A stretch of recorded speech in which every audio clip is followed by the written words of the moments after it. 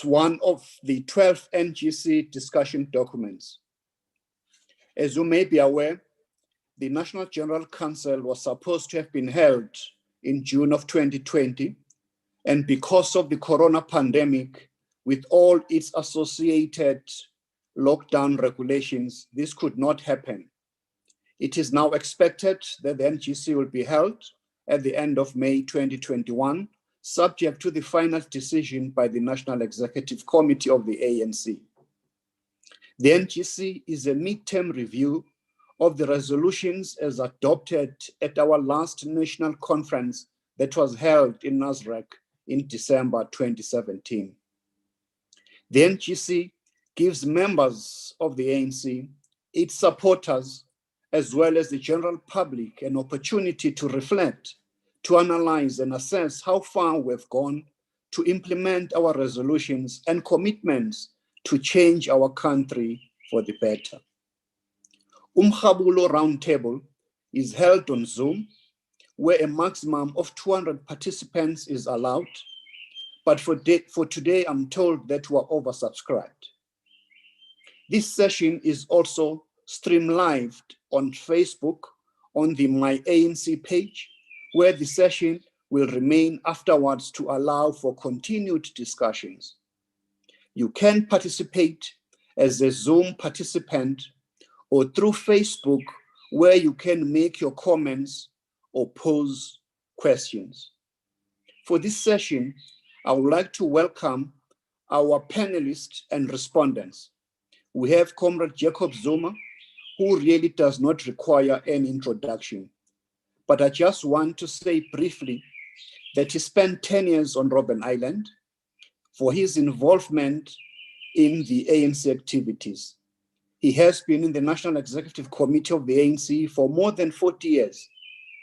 He, together with President Mbeki, were selected by ANC President Oliver Tambo to lead the talks about talks between the ANC and the apartheid regime in the late 1980s. He has been the Deputy Secretary General, National Chairperson, Deputy President, and President of the ANC until December 2017. He has been the Deputy President of the Republic of South Africa, and lastly, as South Africa's President from 2009 until February of 2018. We have also, as part of the panel, Comrade Advocate Lindiwe Maseko, a member of the National Executive Committee of the ANC. She has been a political activist since the Soweto uprisings of 1976, and also part of the Women's Against Repression of the 80s. She has served in many leadership roles in the ANC Women's League.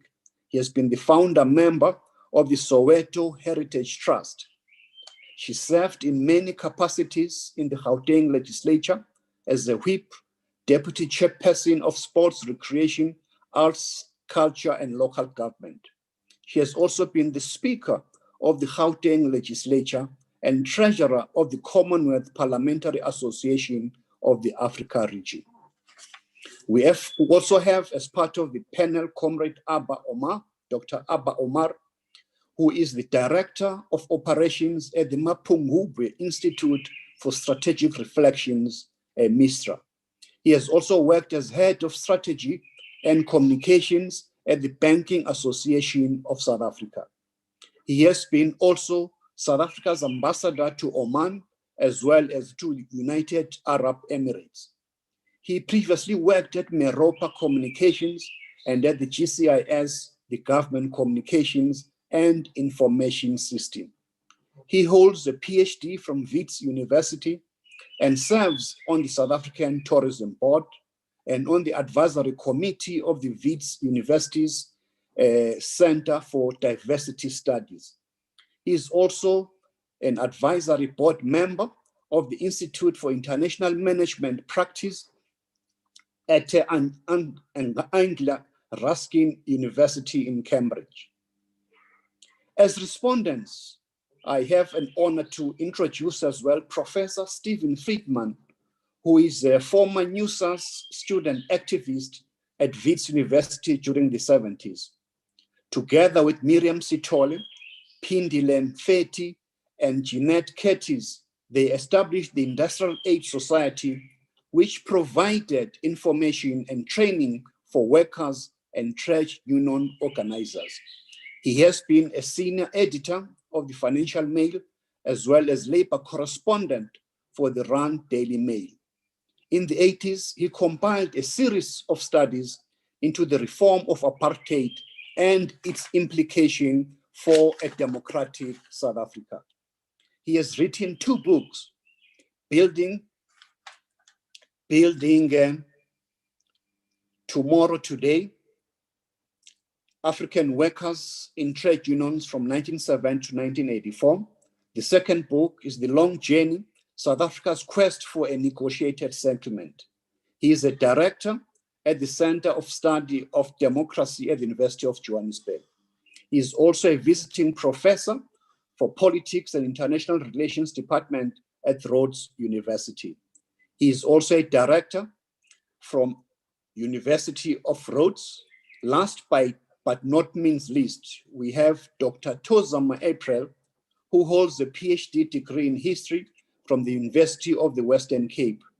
Her thesis, Theorizing Women, the intellectual contribution of Charlotte Maxeke to the discourse of the struggle for liberation in South Africa, was really a milestone in terms of unearthing the history of a struggle icon whose history had been deliberately hidden.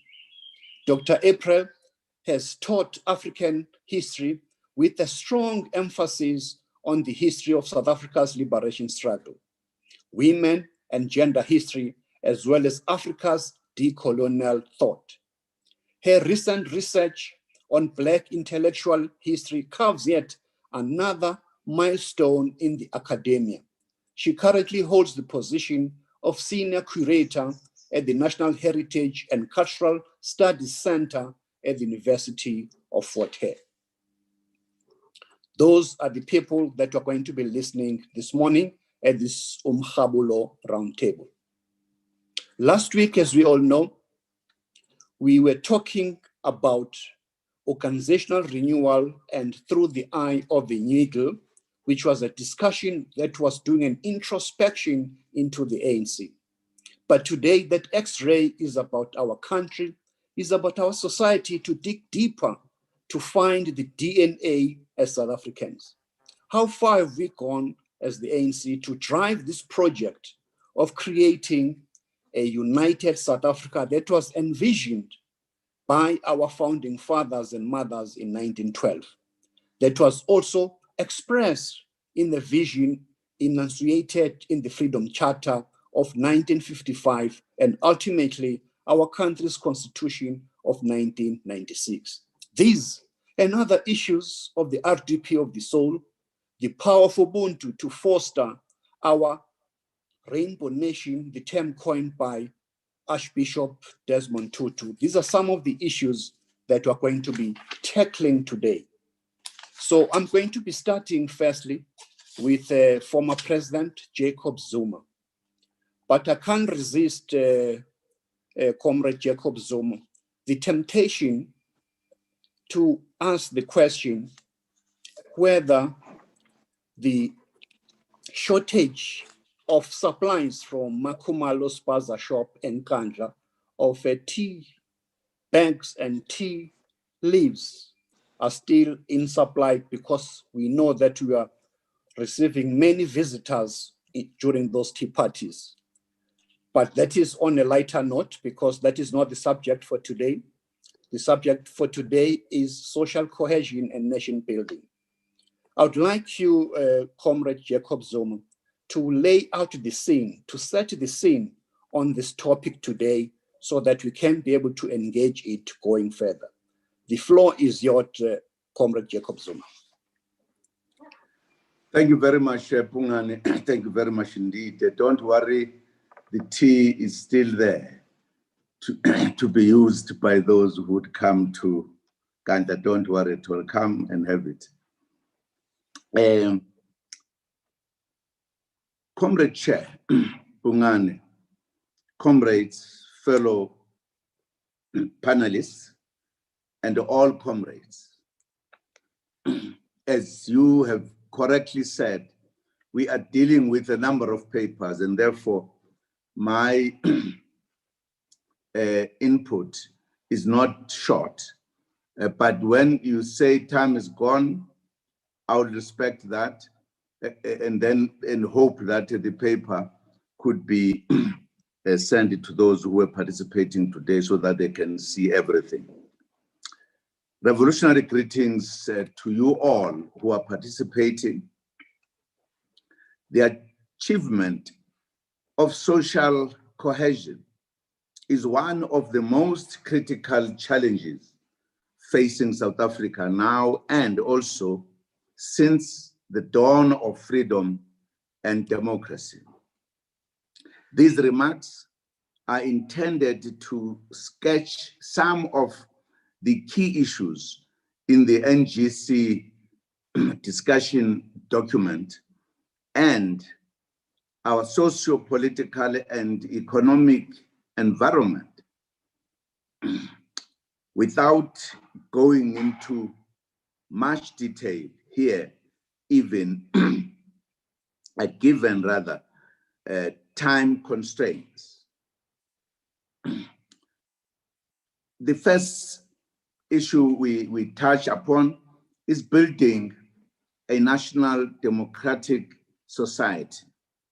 Our past as a nation was shaped by colonial oppression, institutionalized racism, as well as socially engineered and enforced divisions. Pixley Isaac, in his clarion call in 1911, emphasized unity, and it became the rock upon which the ANC was founded. From Mzulu, Xhosa, Msuthu, Hlanganani, which was the same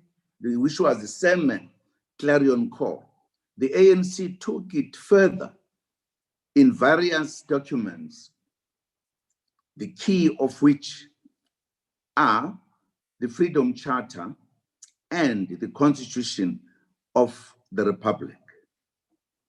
These two documents pronounce that South Africa belongs to all who live in it as a foundation of building a national democratic society, a united, democratic, non-sexist, non-racial, and prosperous society.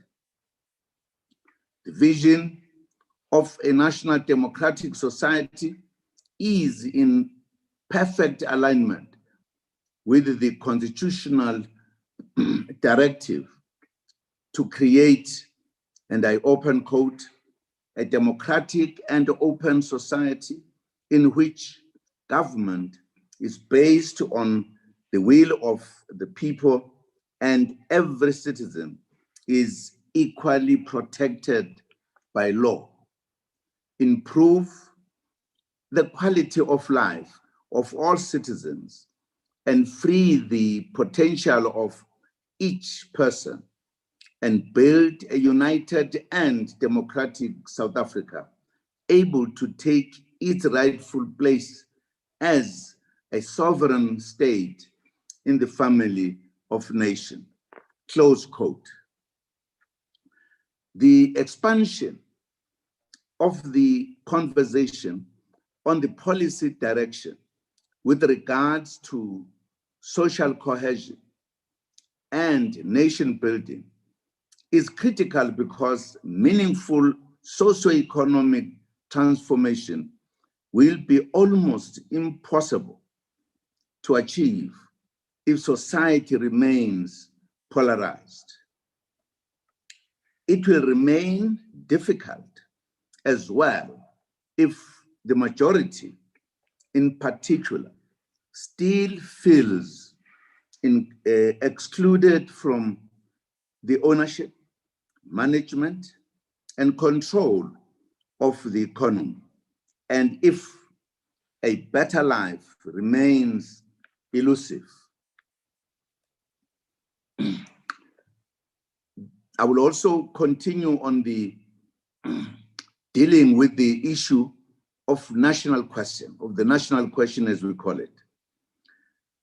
Nation building is closely associated with what is usually referred to as the national question in the national liberation movement circles. Historically, this stands in a contradiction with the colonial notion of the so-called native question. In the South African context, the native question was all about the imperialist strategy to oppress Black people. In contrast, the ANC envisages a broad and progressive nationalism that also specifically negates all forms of racism and racial exclusivity. In practice, however, this has to take due account of constitutional measures aimed specifically at redressing the race balances, the race imbalances created by colonialism and apartheid. The elimination of racial imbalances is what informed the 53rd conference to undertake the second, more radical phase of transition with special emphasis on racial socio-economic transformation. I'm sure comrades will recall that in 2017, we raised this matter very sharply and ended up with a question when the question of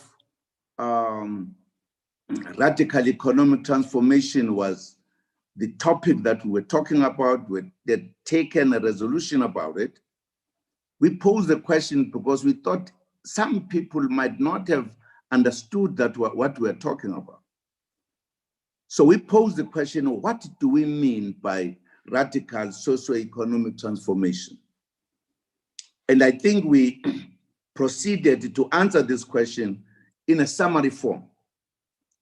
We said, we mean fundamental change in the structure, systems, institutions, and patterns of ownership, management, and control of the economy in favor of all South Africans, especially the poor, the majority of whom are African and women, as defined by the governing party, which makes policy for the democratic government.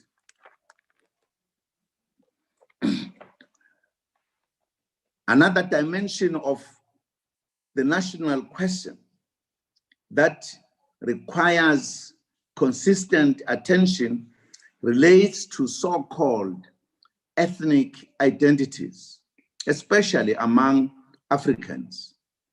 The fundamental strategy of colonialism was to create hostility and foment conflicts between the language groups.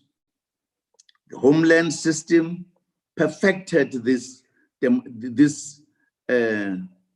demarcation, creating imaginary states within a state and fomented divisions and suspicions. The creation of a unitary state in 1994 was a major step towards correcting this injustice, but more needs to be done to cement unity and eradicate any trace of tribalism. The 1911 Pixley Kaizagasem unity call still stands. Is a call that was made just at the point of formation of the ANC. Many years thereafter, more than 100 years, this call remains critical and important that all South Africans should internalize. The discussion document also highlights the lingering multi-generational trauma as one of the factors that bedevil efforts of achieving social cohesion.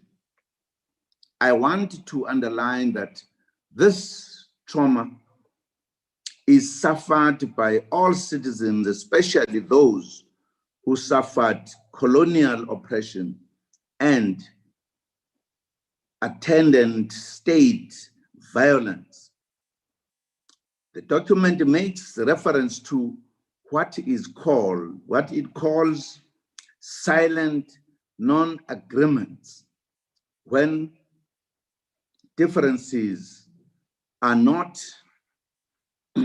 ventilated for fear of disrupting what is a fragile democracy and peace.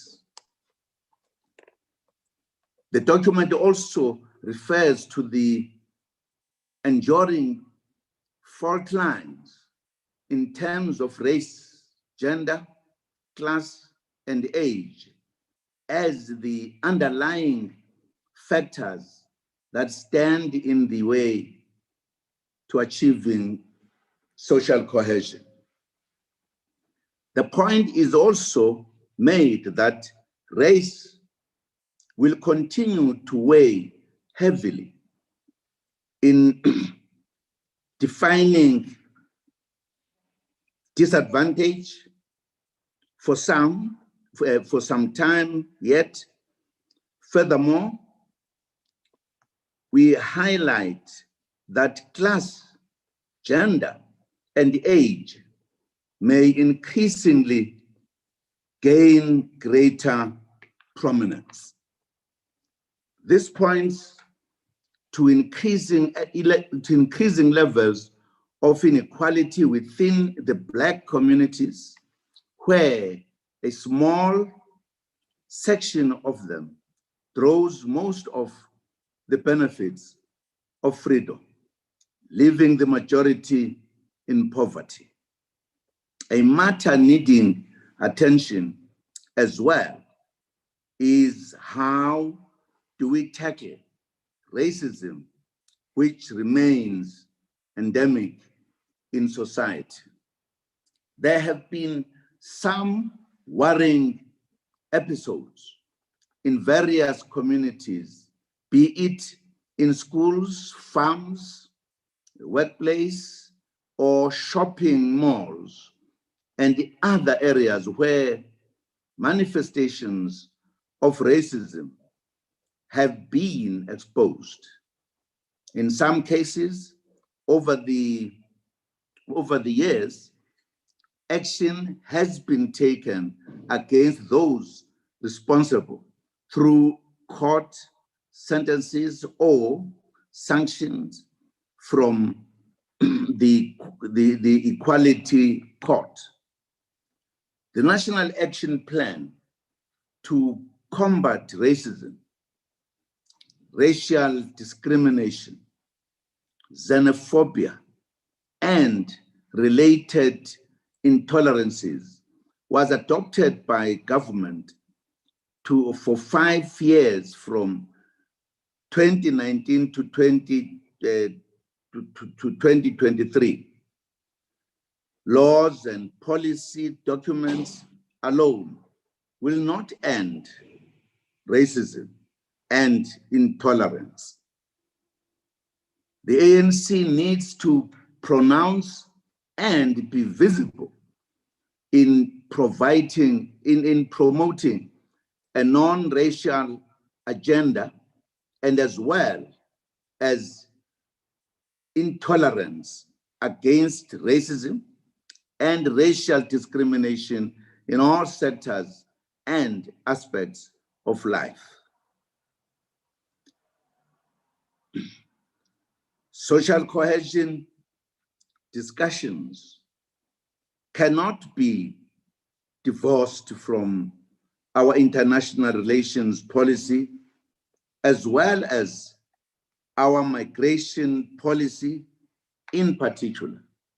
How do we promote peaceful coexistence with the people of Zimbabwe, Lesotho, Mozambique, and also beyond the continent, as far afield as Pakistan, Bangladesh, China, Eastern Europe, and nationals of other countries who live in our country legally? How do we deal with those who enter the country illegally, and how do we manage or prevent illegal migration? How do we ensure that South Africans do not feel disadvantaged with regards to jobs, housing, and basic services? How do we deal with the private sector or employers who appear to informally reserve certain jobs for foreign nationals? For example, the hospitality sector. We cannot ignore this matter and jump to it only when conflicts break out relating to the competition for jobs, housing, and other basic needs. Our document mentions that ethnic entrepreneurs will seek to draw advantage from ethnicity and national chauvinism. The same plays out also in criminal attacks and pillaging of properties of migrant communities. The tendency has been to avoid this matter for fear of the ANC being branded as xenophobic or ungrateful about support provided in the past by countries to those who have freedom fighters in particular. The matter has serious implications for social cohesion and national building, as well as our relations with the African Union sister nations in particular. Comrade These Zuma, matters need to be, yes. If you can move towards winding up, we've got 5 more minutes to wind up. Okay, as I said, you will, I will make the paper available because it's a little bit there. I tap as I'm touching all the issues that are in the newspaper, that are on the papers. A special focus also needs to be placed on the promotion of gender equality and the elimination of violence against women. Of course, the gender issue is a serious issue that has faced us all the time. I also touch on the issue of the youth movement, its importance that the youth is the future of our country. We say this mindful of the socio-economic challenges facing our youth, which makes it difficult for them to prepare for and build a better life for themselves. Unemployment is highest among the youth. Extreme poverty also impacts women and young people generally. Of course, we are also aware of the issue that is being discussed of the coronavirus, and I think that issue is is much discussed. I can't spend a minute on it. But social cohesion again, it becomes important. The divisions along race, class, culture, and age remain prominent in the domain of electoral politics. Analysis that give the impression that Black people blindly support predominantly Black parties often overlook the interconnections of these factors. Our current reality is that policy platforms of political parties will resonate with different communities. The class character and lived experience of communities differs markedly. A key task of leadership is to draw the different constituencies together as we proceed with our democracy. The point that the document correctly underlines the importance of continuous and sober dialogue on contestations issues that seek to promote but may also often impede social cohesion and nation building. Parliament is one of the most important forums for these dialogues. Unfortunately, the focus of the parliamentary debates is geared towards achieving short-term electoral advantages in the main. The atmosphere in Parliament does not give an impression to the public that a united and cohesive society is possible. Many citizens do not understand the antagonistic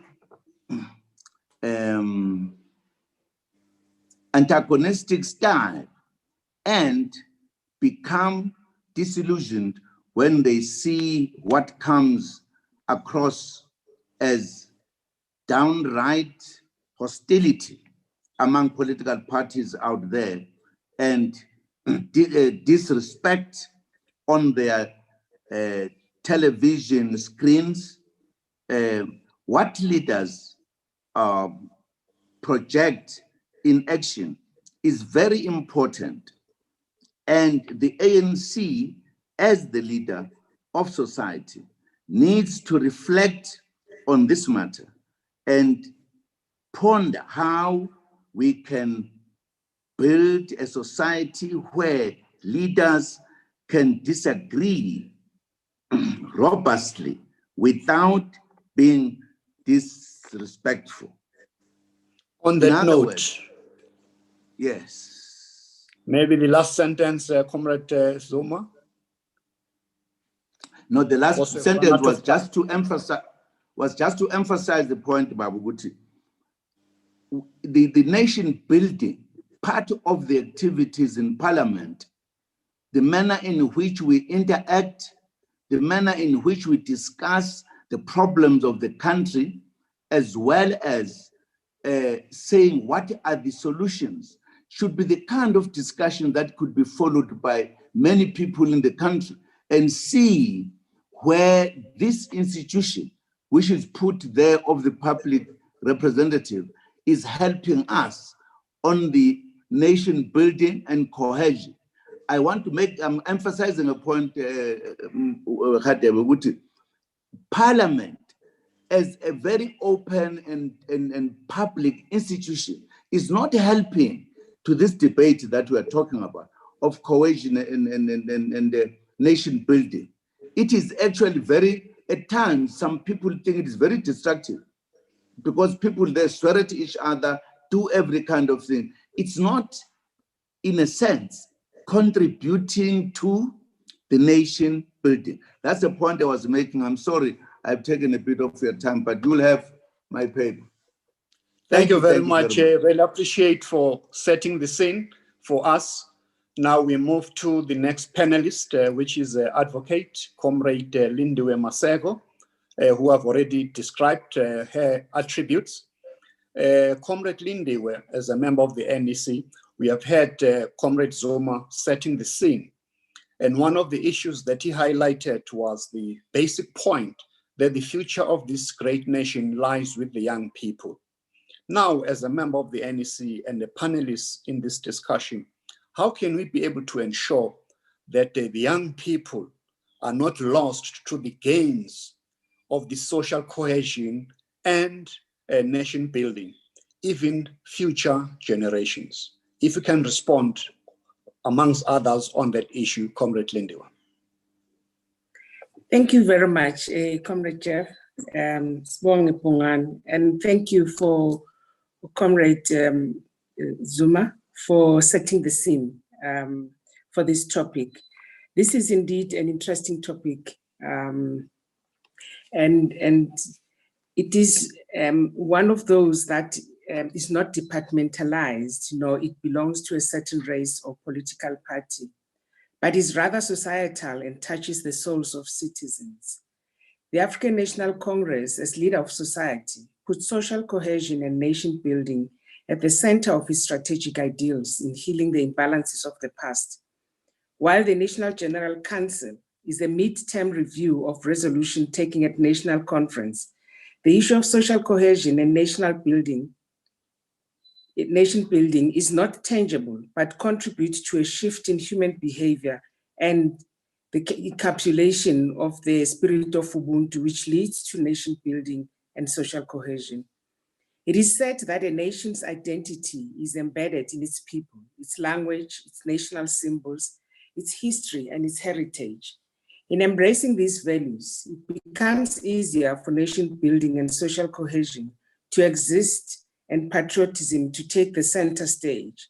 And in embracing these values, it becomes easier to have a common identity that is the core of nation building, social cohesion, and patriotism.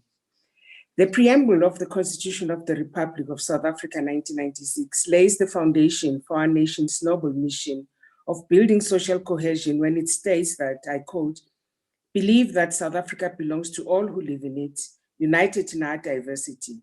We therefore, through our freely elected representatives, adopt this constitution as a supreme law of the Republic so as to heal the divisions of the past and establish a society based on democratic values, social justice, and fundamental human rights. Lay the foundation for a democratic and open society in which government is based on the will of the people and every citizen is equally protected by law. Improve the quality of life of all citizens and free the potential of each person and build a united democratic South Africa, able to take its rightful place as a sovereign state in the family of nations." The Freedom Charter, drafted by our forebearers, states that South Africa belongs to all its people who live in brotherhood and sisterhood, enjoying equal human rights and opportunities regardless of color, class, gender, and religion. These ideals of the Freedom Charter are encapsulated in the Constitution of the Republic and the National Development Plan, and point to the importance of uprooting any form of exclusion.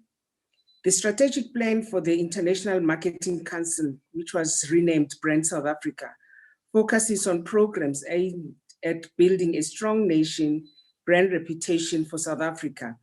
This contributes to nation building, patriotic pride, social cohesion, and a strong competitive identity for South Africa. Patriotism is devotion to one's country. It is devoted love, support, and defense for one's country, and it is national loyalty. Nation building aims at the unification of the people within a state so that it remains politically stable and viable in the long run. It includes the creation of national paraphernalia such as national flags, national anthems, national days, national stadia, national airlines, national language, and so on. National identity needs to be deliberately constructed by molding different ethnic groups into a nation, especially since our country comes from an era of colonialism and apartheid, a practice of divide and rule that resulted in ethnically fragmented populations. Ubuntu then becomes an integral part of the human-centered principles, which informs the evolving democratic culture of South Africa. As a cornerstone of African culture, it essentially affirms interdependence, reciprocal and mutual relations between persons. So social cohesion is deemed to be present by the extent to which participants and observers of society find the lived existence of citizens to be relatively peaceful, gainfully employed, harmonious, and free from deprivation. Social cohesion, therefore, goes beyond mere slogans and lofty platitudes about unity and nationhood. Social cohesion is about the lives of the people. While the country's image is not a static phenomenon, however, country images are long-lasting and difficult to change. That is why, in order to improve a country's image, it might be easier to create fresh positive associations than try to refute old ones. Hence, our unique flag with the only one with 6 colors in our inclusive national anthem. Chapter 15 of the National Development Plan is dedicated to transforming society and uniting the country. It contains the ideas and visions of all sectors of our society and calls for a number of things to be done to move South Africa forward towards Vision 2030. It states that unity in diversity will be fostered by a shared commitment to constitutional values, the values entrenched in the Constitution and its preamble, and further expanded upon the Bill of Rights and Responsibilities, are part of children's education and should also be promoted among adult South Africans. South Africa needs to build more equitable society where opportunity is not defined by race, gender, class, or religion. This would mean building people's capabilities through access to quality education, healthcare, and basic services, as well as enabling access to employment and transforming ownership patterns of the economy. Redress measures that seek to correct imbalances of the past should be strengthened and prioritized.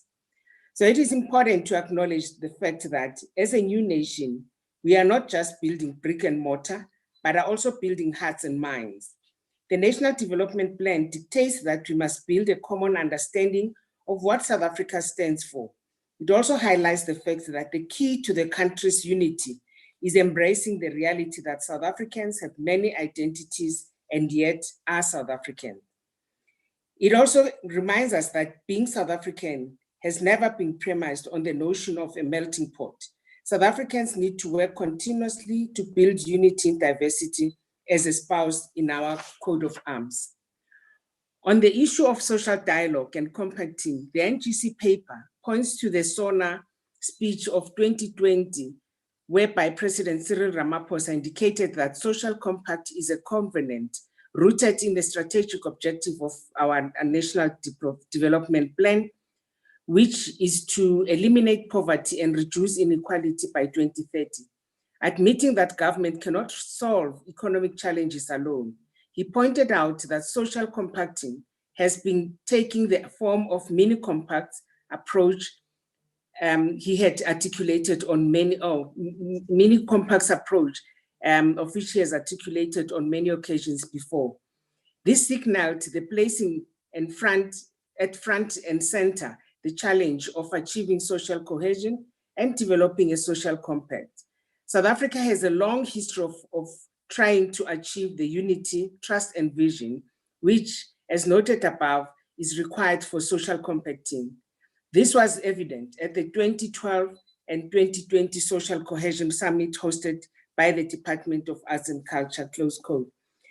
The paper also recognizes the women's struggles and their exclusion in the mainstream participation in the ANC, whereas the League, despite the non-acceptable of its members in the movement, they were vehemently involved in passive resistance while continuing the campaign against passes for Black women under the leadership of Charlotte Maxeke, whom we celebrate this year under the theme Unity, Renewal, and Reconstruction of the Year, in the year of Charlotte Maxeke.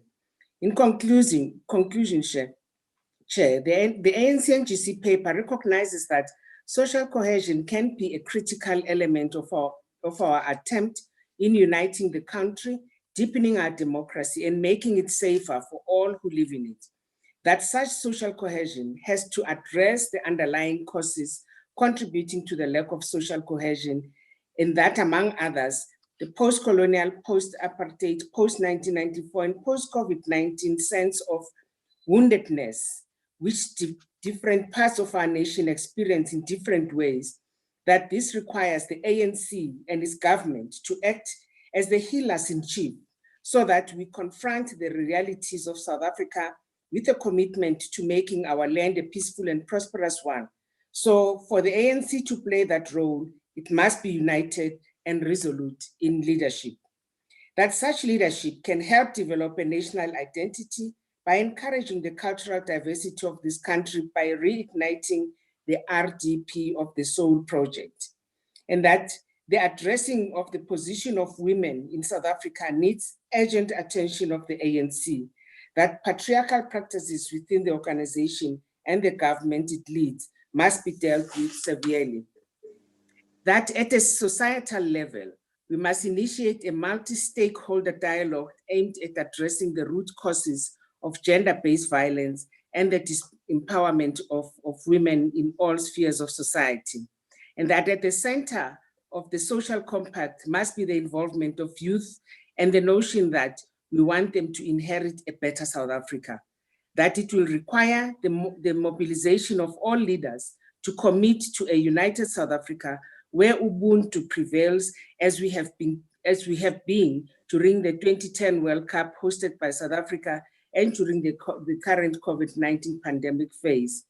So we dare not repeat the atrocities of the past that divided our nation, but together build a better South Africa that many of our people laid their souls for.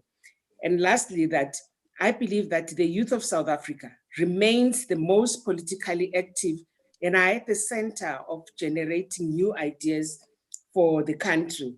This has the potential to secure the future of the country, especially in such energy and enthusiasm from the youth if that is properly harnessed. And however, their involvement in the life of society is not without challenges. Hence, the agenda of nation building and social cohesion needs to focus on them. Programs of moral regeneration need to be ongoing, and all stakeholders need to come on board, from family upbringing, going back to Ubuntu concept of the child belongs to a society and not only to his or her family. And school curriculum, one believes, need to include this and the show of patriotism to be embedded at a young age. The hoisting of the flag, the singing of the national anthem are some of aspects that ensures patriotism to one's country and its people. Thank you very much, Comrade Lindiwe, for such a beautiful issue, focusing on the areas that you have just highlighted, including, lastly, the issue of the youth who are inheritors of our democratic society. We move now to the last panelist, Dr. Abba, who, as I've highlighted when I was introducing him, that he has been very much involved in the Injulamity scenario project. I would like you, Comrade Dr. Abba, to focus maybe largely on issues around social cohesion, particularly what we have found out in this research about how we can bring South Africa together, and also to the obstacles that stand in the way for this social cohesion in South Africa. Dr. Abba. Thank you, Comrade Chair, former President Jacob Zuma, fellow panelists, comrades and friends who have joined the session. I'm really pleased at the really good turnout for this discussion, and I'm sure everyone's quite excited with this issue because it goes quite fundamentally to a number of questions. As the good advocate had indicated, it's not a departmental thing, it's a societal thing. So the concluding section, I'm quite pleased also, Comrade Chair, that I was honored that myself and two of my co-authors were allowed to draft the paper, and it's been through the NWC and through provincial executive committees, etc. And at each stage, it has been enriched by the discussions that have come forth. So I think what you have is ultimately a collective document, and I thank you for former President Zuma for presenting the outline of the document. The concluding section of the paper says that the situation we're in requires the ANC and its government to act as the healers in chief so that we confront the realities of South Africa with a commitment to making our land a peaceful and prosperous one. The policy document acknowledges that for the ANC to play that role, it must be united and resolute in leadership. Today, we're quite unique in this policy document because it takes forward a lot of the developments that have occurred whenever we have debated the national question within the councils of the ANC. And President Zuma has outlined a lot of those steps. So today, we place the question of social cohesion at the center of attempts to create a united, democratic, non-racial South Africa. Over the past decade, we've been, especially since the early 2000s, been grappling on how such cohesion can be achieved and the compacts that are needed. Given the devastating effects of COVID-19, it is critical we continue wrestling with how do we achieve social cohesion. So I'm not going to go through the areas that have been covered by the good advocate and former president, but I think we need to keep in mind that the document talks about the national question as one of unity of all the people as we're liberating South Africa, to the native question, which was used to suppress, oppress, humiliate, dehumanize the majority of South Africans, and social cohesion, which has emerged as the pivotal point that we can achieve both national unity, national identity, and a better South Africa for all. I'm not going to go through all the various stages we've been through, from the Black Republic thesis to the African Claims document, the Three Doctors Pact, all these, the colonialism of a special type, the Freedom Charter, the debates with the Pan-Africanist Congress, which in itself is a very important debate even up to today, when we look at narrow ideas of Africanism, whereas the wider concept of the ANC. Also keep in mind the contribution of Black consciousness in this, and then eventually the United Democratic Front. But as the good advocate has said, that the foundation of all this was the notion, the commitment to Ubuntu, that humanity that we're saying. So whichever of these political parties we're coming from, which are opposed to apartheid, we're trying to seek that humanity, and how do we ensure that it survives. Now, since 1990, we've been consolidating a post-colonial, we call it a post-colonial democratic nation state. We all know that a lot of those colonial relations have persisted up to today. We've had some really critical points. As you mentioned, Chair, the notion of the Rainbow Nation, speeches around radical economic transformation, the speech around I am an African, and then the notion of South Africa remaining a divided, a country of two nations. So today we've got our land. If you are young, if you are female, if you are Black, and if you're living in a rural area, you have the worst of the lot of South Africa. this is the challenge we must keep in mind, that ultimately it's the liberation of people that intersect around that. The youth are highly unemployed. The very recent NIDSCRAM survey says about 53% of the youth last year were unemployed. So the starting point we have for social cohesion then is that we need to keep in mind the violence that we're experiencing in our society, the rise of ethnicity, the persistence of racism, and the delays in resolving issues around land.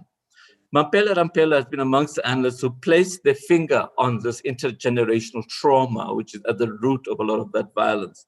And it's not only physical, it takes the form of verbal attacks, racial tensions, breakdown of family structures, and outbreaks of chauvinism.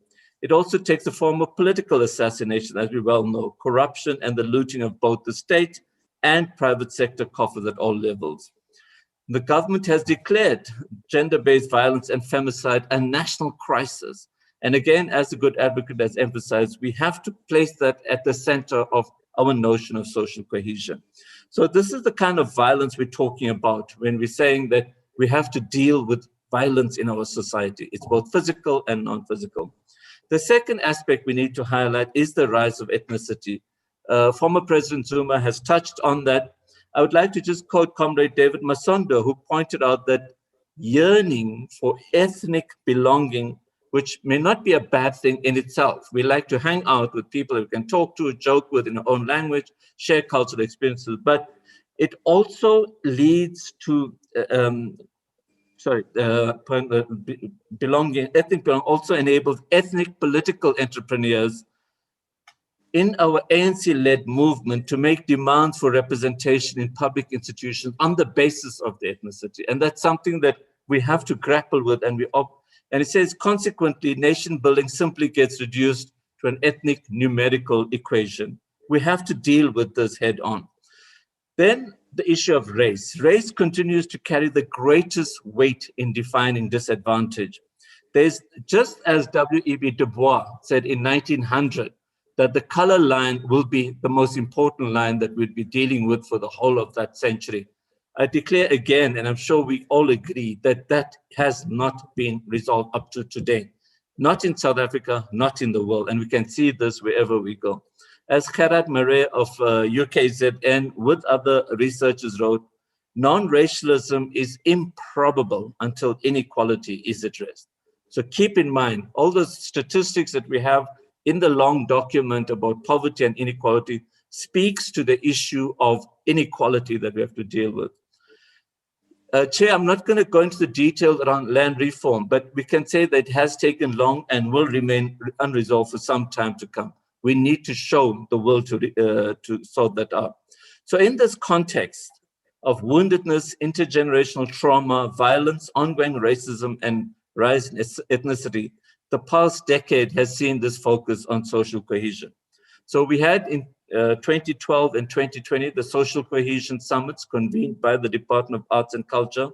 We had the National Development Plan, which a good advocate touched on, which had two objectives in Chapter 15 of promoting social cohesion across society through increased interaction across race and class. And secondly, achieving a social compact that will lay the basis for equity, inclusion, and prosperity for all. So it's not just a hugging and getting together kumbaya moment, but also looking at the reality of those class differences that we have to deal with, the inequality. The Ndlula Miti Scenario Project was launched. Thank you, Chair, for mentioning it whenever you can. And it aimed at sparking a conversation on what would a socially cohesive South Africa look like, and to what degree is it attainable. The project identified 3 key drivers, and I think we have to keep in mind that these are the drivers that are going to shape the nature of our nation over the next few decades. The one is what we call the triple R of resistance, resentment, and reconciliation. By that we mean that there are feelings in parts of South Africa that too much was done for Black people. And on the other hand, not enough has been done by a democratic country, government, for the majority of South Africans. And so that places in jeopardy the project of reconciliation. So resistance, resentment, and reconciliation. The second one is that of institutional capacity and leadership. Now, we know that we always, and a lot of people in society complain about the capacity of the state being hollowed out, etc. But we want to also say that throughout our society, whether it's in sports administration, religious organizations, we have an issue of capacity and leadership, especially moral leadership. Thirdly, and most importantly, is that of social inequality. We often speak of inequality in terms of incomes, etc., but social inequality talks about the reality that Black people lack in the kind of social capital that allows them access, so that we are stymied in our movement upwards within corporates and organizations. And so the top echelons of management remain largely white and Black. There are three scenarios that came up. Chair, I'm not going to go into them, but I think most people would be aware. And they have popular dance names, so I'm glad you're not going to ask me to dance those scenarios either. The one is the AC bourgeois scenario, which is largely where we are today. South Africa torn by deepening social divides, daily protests, and cynical self-interest. Then there's the Naile Walk one, where we all coordinated and we're moving towards achieving the goals of the National Development Plan. And then Gwara Gwara, which embodies a demoralized land of disorder and decay. The bad news is that the overwhelming majority of South Africans believe that we are already in the Gwara Gwara scenario. The good news, I must say, Chair, is that almost a third of the youth population sees us moving towards an Naile Walk scenario. They are optimistic. My age group from 55 onwards is completely despondent. So we need to find a way as the ANC that we encourage the optimism of the youth, reduce the cynicism of the old. And then to conclude, Chair, from the 2020 last year's Department of Arts and Culture conference, there were 4 elements that were identified that should be the pillars of any social compact. So the social cohesion processes that we develop should eventually be part of or lead to and be impacted by a social compact, which one aspect of it would be commitment to an inclusive economy. President Zuma referred to that of the radical economic transformation that is required. So we have looked at compacts around the world, and it's clear that they have been based around economic growth and jobs. These have to be placed at the center of our consideration for any compact that we go forward. Part of that is to encourage more and more entrepreneurship. Most successful nations have apparently up to about 80 to 90% of people are employed in firms that employ less than 10 people. The second one is having a progressive set of social policies. We must recognize that we're addressing the social ills of poverty, hunger, poor health, etc., in a democratic state. We should be able to have policies and capacities to ensure that we deliver so that the lot of our people is improved.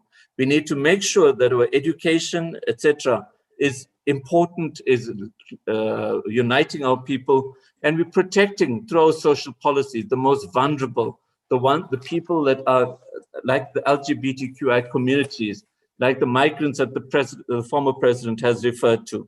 We already have a Progressive Refugee Act, and we should be making sure that we can do that. In conclusion, then, the last one is social dialogue and conflict resolution. This is where leadership is going to be really important. The leadership that I mentioned at the beginning of the ANC, the leadership of our society. We must be able to bring in these various elements. The guiding principles of the social dialogue must be that we all have to make short-term compromises for the long-term interests of South Africa. And that social dialogue does not eliminate disagreements, but provides room for lawful and channeled expression of anger or dissent. In this context, leadership from all constituents should make a meaningful commitment to one of the world's leading examples of social dialogue, and that is NEDLAC. Thank you very much. Thank you very much, Comrade Dr. Abba, for that elucidation of the issues, especially around social cohesion. Now that we have listened from the former president who set the scene, and Advocate Lindiwe Maseko, who highlighted especially on the issues of young people, as well as Dr. Abba on the issues of Indulamity scenario and all those obstacles that still stand in the way for nation building and social cohesion. I come back to you, Professor Stephen Friedman. as a social activist in your own right, but also as an academic, can also give us a helicopter view of what the paper is talking about and the emphasis that the three panelists have said, whether are we achieving what we desired in 1912, in 1955, and also in our Constitution of 1996 to bring this nation of ours to be a united one. Prof. Thanks very much, Chair, and thanks for the opportunity. I'm afraid I warned Mr. Moodley when he invited me that I think the term is party pooper. I don't really belong here. And the reason I don't really belong here is that I don't think that social cohesion is good for South Africa. I don't think that the idea of social cohesion is a particularly helpful one. And I don't think that we should be focusing on social cohesion if we want a South Africa in which everybody will feel that they're included. Now, all of this is spelled out in long academic papers, which I won't bore you with. But in essence, I think it's important to say that on the one hand, social cohesion is an idea which is thrown around a great deal in this country. And I did notice on the chat here that somebody said, well, could we please actually say what social cohesion is? People very rarely say what social cohesion is because it's really become one of these nice things that everybody throws around if you want to make a point. If that was all that was at stake, if it was simply people using a term which didn't mean terribly much when they focused on the real issues which concern our country, it wouldn't be a problem. But it is a problem because social cohesion does mean something. And what it means has come up in this morning's discussions. Let me say, first of all, that a lot of what has come up in this morning's discussions is not about social cohesion. I think it's very important to say that. And that's not a criticism, as you will gather. I don't think social cohesion is helpful. So if you're not talking about social cohesion, I think you're talking about a helpful language. When speakers talk about economic exclusion, when they talk about continued racism, when they talk about continued exclusion, these are the burning issues which affect our society. They have nothing to do with social cohesion, because if you are concerned about those issues, you could simply say, we're against continued economic domination, or we're against the perpetuation of racist attitudes, or we're against the perpetuation of racist behavior. And you don't have to use the term social cohesion. And I think very often what all the speakers have said this morning doesn't have terribly much to do with social cohesion. But some of what they said has a great deal to do with social cohesion. So why is social cohesion a problem? Because essentially what social cohesion is about is, can't we all be the same? Wouldn't it be nice if we were all the same?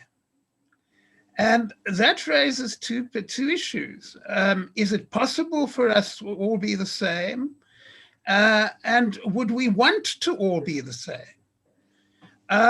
Now, it's not surprising in a country like South Africa.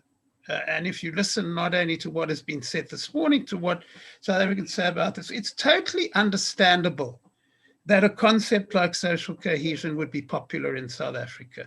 Because as all three of the panelists have pointed out, and as South Africans point out every day, those South Africans who do actually care about a South Africa which is for everybody, not just for some, is that we do live in a South Africa which is deeply divided.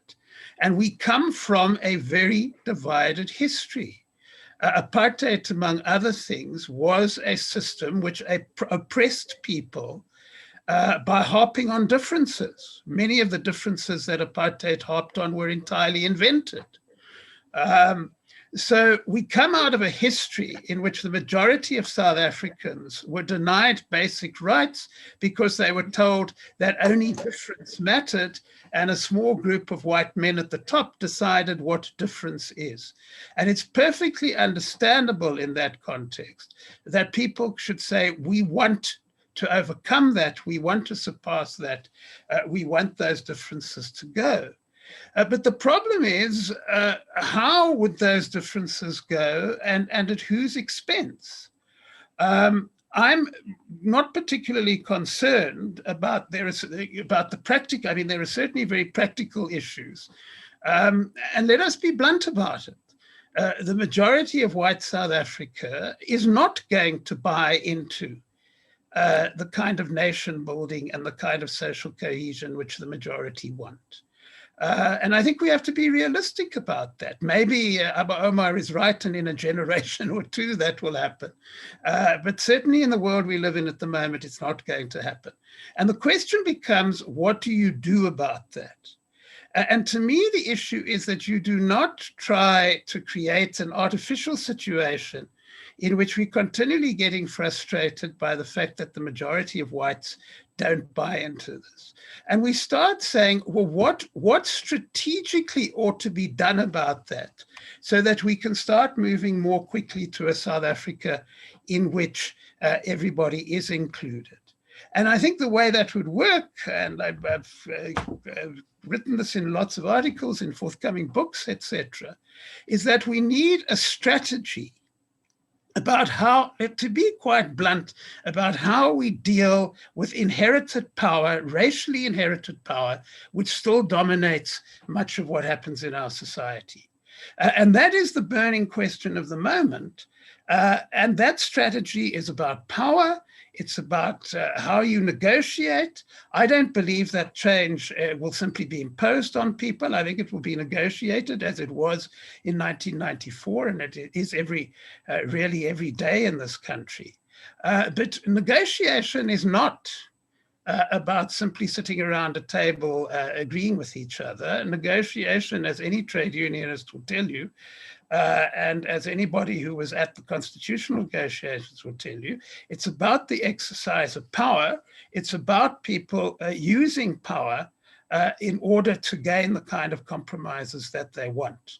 That is urgently needed in our society, but it's not going to be achieved by a social cohesion approach, which talks about how can we all be the same. The second issue is that I think we need to be concerned about what happens within the majority of citizens in this country. My problem with social cohesion is not simply that it's unrealistic when it talks about the minority.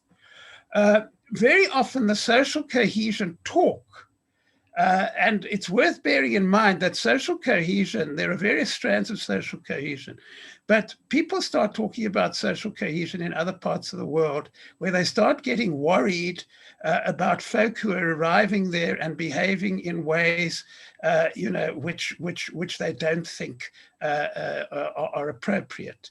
And that means that it is a form of racism, I'm afraid. It was very big in Western Europe when immigrants were first coming in, because there were all these people who looked different and behaved different and had different foods and different music and different customs. And there was a whole panic among white Europe about how do we make sure that all these, if they were going to stay, that all these Africans and Asians were actually going to be nice white Europeans like us. Although I'm not suggesting for a moment that the NGC document and thinking within the ANC is based on that, I think the problem is that very often when you start talking about social cohesion, you're saying, well, we all have to have the same values. And then the question becomes, well, who decides what the values are? And this can create incredible problems for the majority of our people. I'll give you one example which fascinates me, which is that our whole debate in this country on jobs, on jobs in this country is based on a fantasy. It's based on a fantasy because what we continually talk about is how we are going to create white South Africa in 1960 for everybody. How are we going to ensure that everybody in this country can do what white South Africans did then, which is go to a nice job in a factory or a shop or an office. And that's not going to happen. And the reason it's not going to happen is not only that there are all sorts of trends internationally about which have changed that reality. It is also because what white South Africans had under apartheid was what 10% of the population could have when they used guns and prisons to suppress the other 90%. And it's not realistic to expect that that can be extended to everybody. So instead of liberating our minds in a sense and recognizing that the person in Khayelitsha or Tembisa who gets up in the morning and earns a living in the informal sector should be supported and encouraged and helped to develop wealth, we tend to regard those people as embarrassments because they're not sitting in a nice air-conditioned office, etc. So I'm certainly not saying this is simply about the exercise of power. I do agree that what is in people's minds and what is in people's hearts is important. But I think we perhaps need to think a bit more, not about creating some kind of utopian South Africa in which everybody agrees, which would be a very un-utopian South Africa. But I think we need, and I think that's certainly an issue for the ANC, we need to think about the extent, and this is a very Steve Biko type point in a sense. I think we need to think about the extent to which we are still, all of us, are still imprisoned in the kind of thinking which underpinned apartheid, which underpinned the thinking of the minority in this country. And I'm going to end with this because I'm sure I'm running out of time. But the thing to me, which illustrates what I'm trying to say, if I can be controversial in another way, is one of the things I'm writing a book at the moment about our response to COVID-19. And what has struck me about the response as a society to COVID-19, we tend to brush over the fact, which I think is the core fact in the book I'm writing about. South Africa has roughly lost the same number of people to COVID-19 as the entire African continent combined. We have about 40% of all the cases of COVID-19 in the entire continent. So in other words, and I don't think South Africans appreciate this, 53 other African countries together have as many people who've got ill, as many people who've passed away as we have. And the question is, why is that?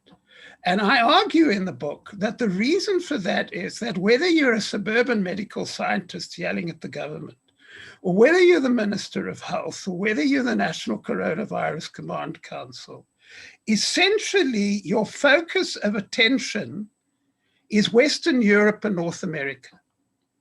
And what we've been trying to do for an entire year is assume that the only way in which you can fight COVID-19 is to do what they do in Western Europe and North America and channel people as much as possible into nice technological hospitals in which we're going to make things better for people. And the result of that is that you totally ignore public health measures. Yes, I know they talked about, but the whole way, and I'd be quite happy to defend this if people want to challenge me, the whole way in which our COVID strategy has been based is that it's about technological medicine, it's about hospitals.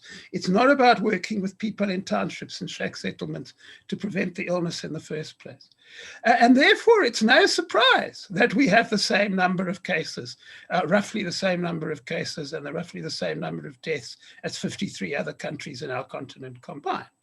Because essentially, what many of them have done with very poor health systems, with very limited resources, is that they have relied on all they have. And all they have is the ability to work with citizens to ensure that citizens look after themselves. And I think that it's interesting, given that other countries on the continent have experienced Ebola, they've experienced other diseases, that the first thing we didn't do as a society was reach out to the rest of the continent and say, help us, give us ideas. How are you doing it? Let's exchange ideas. Instead, we look to Europe and North America. Now, I simply use that as an example that what we need to be talking about, I believe, is not a social cohesion in which everybody is going to agree on a whole lot of things at the expense, at the end of the day, of those South Africans who can't get into the debate. We need a coherent program of structural change in the economy and the society to get rid of the burdens to start tackling the burdens of racism. And we need a change of mindset in which we start liberating our own minds, in a sense, from this idea that Western Europe and North America. Prof, I think we've had a mouthful. That was my last comment, Chair. That was the end of it. Thank you. Thank you for your robust intervention, Prof. As the ANC, we believe in criticism and self-criticism. So I think the points that you have made about social cohesion will be taken to heart. And as we reflect going forward, we need to ensure that those obstacles that we have highlighted can be eliminated. But I'm sure there'll be a lot of response to that comment. Last but not least, Dr. Tozama April, I'm happy that we have joined this conversation as a respondent, taking into account that in your thesis, you wrote about one of the South Africa's titans, Charlotte Maxeke. I think in your input, reflecting on the document and what the other panelists have said, if we can hear what you say here, Dr. Tozama April, the floor is yours. Thank you, Babu Jeff Khadebe. Fellow panelists, I'm grateful for this opportunity that I've been given and the responsibility to respond to these papers. Mine really— If you can increase the volume, Dr. April.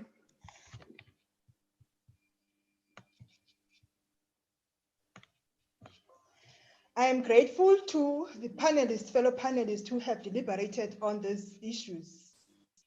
Can you hear me? Yes, we can hear you now.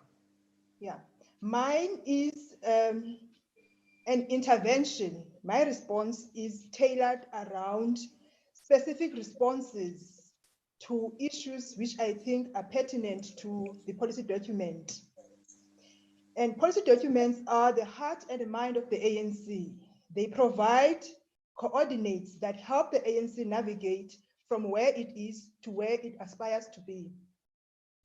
The document on social cohesion, nation building, and gender equality seeks to strengthen the ANC in its efforts to undo the legacy of colonialism, gender inequality.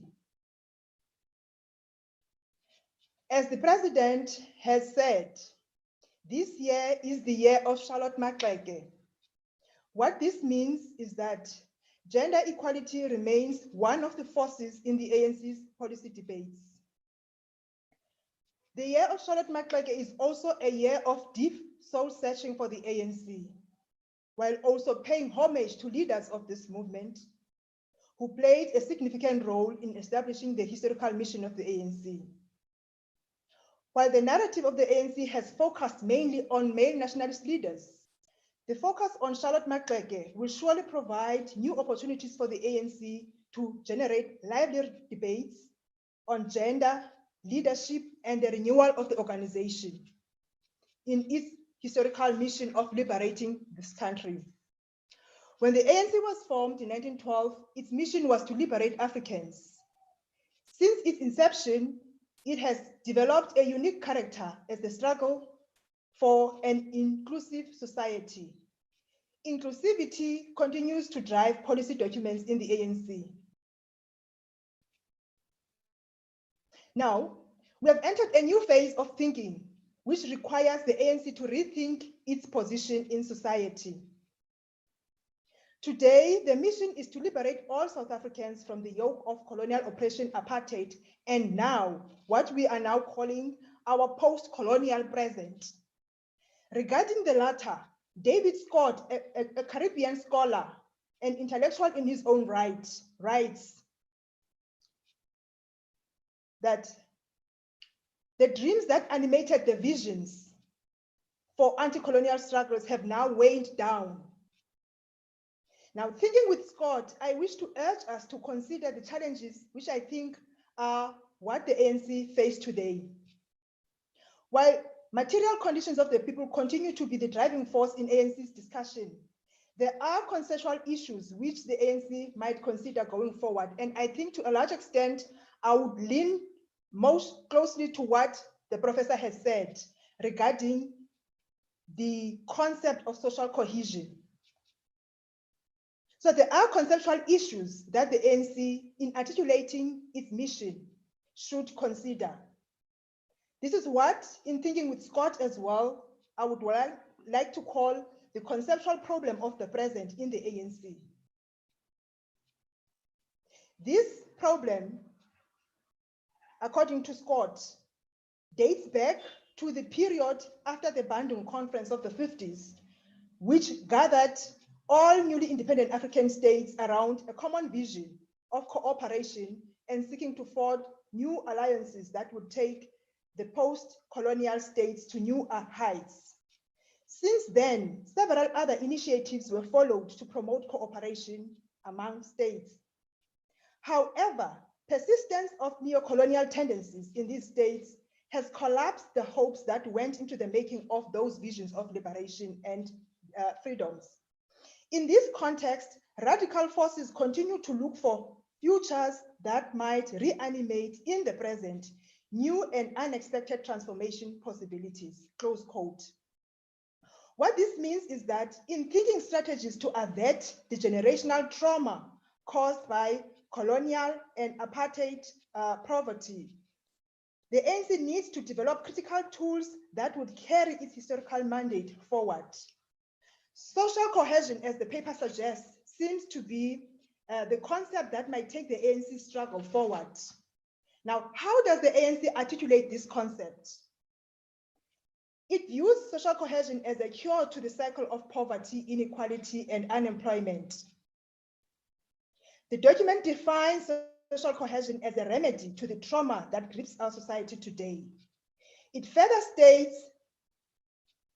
for conditions of this cohesion to exist, and one of which is the restoration of trust between the state and its citizens. Also deliberating on these matters, as the advocate has stated before me, the Institute of Justice and Reconciliation, as well as Indemnity Barometer, have concluded that owing to the social inequalities that exist in society, South Africa is far from achieving social cohesion. Now, I wish to take this discussion a little further and ask, to what extent does the concept of social cohesion enable the ANC to think and act in ways that capacitate itself, as well as broader community of society in tackling the generational trauma? This question is both diagnostic and prescriptive in its nature. First, it is diagnostic in the sense that it enables us to identify problem areas. This is what I call problem areas where the ANC needs to improve. Also, it is unrelenting in its intervention as it argues for the incorporation of lessons from the ANC's own legacy of struggle in these issues. This, in my view, will inform the ANC's thinking as it strives to resolve the problems it identifies. The ANC's own strategy and its own history of struggle surely continues to ensure continuity in its effort to bring about a just society. Now, continuity in the ANC's policy position is essential, it's vital. But what is the ANC's thinking, its own thinking on these issues? And in my reading of the paper, I found that there is a tendency to be divorced from its own history, that in its own thinking, the ANC tends to be divorced from its history in dealing with the challenges that it sets out to resolve. And I want to urge the ANC to retain some of its core values and principles. The idea of people not wanting to disrupt the status quo, which is alluded to in the paper, does not reflect the true realities on the ground. Contrary to what is being said there, public protests have become the order of the day in South Africa. It shows that the people have the potential to disrupt the status quo. And in this context, tried and tested methods of the ANC, such as the activation of the organization and its organs of people's power, the government of the people by the people, which were once viewed as mere slogans, can now begin to inform the ANC's thinking. By reclaiming the legacy of freedom struggles, the ANC stands a better chance of carrying its historical mandate as the leader and, in the contemporary use of young people's terms today, as an influencer of society. But for the ANC to achieve these goals, it must conduct a continuous evaluation of itself. Here, I want to suggest that the ANC should re-examine the theoretical frames that guide its thinking today. Ideologies that have provided the coordinates that have pointed the ANC's relation to where it is and to where it aspires to be needs to be thought through. As examples have been reflected on other parts of the world that had a similar history of colonial oppression, there has been an acute paralysis of the will and sheer absence of imagination. So this is the critique of the post-colonial present, that organizations that were once inspired, that were once the beacon of hope to achieve liberation and total freedom, have now relegated to authoritarian tendencies. And this is what Scott defines as a profound predicament that has in part to do with the anxiety of exhaustion. Now, the ANC must guard against this anxiety of exhaustion. Now, I want to urge us to think about ways of rekindling the ANC's imagination of itself and that of the society it hopes to achieve. The document seeks to ignite this vision as it offers the ANC an opportunity to expand its horizon as it seeks to meet new challenges.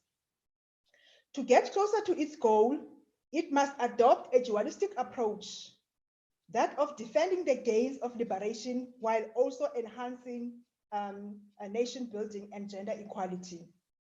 This doubling of efforts entails two things. One, it establishes a claim for the legacy of liberation struggle, the idea that there are lessons to be learned from the ANC's own history.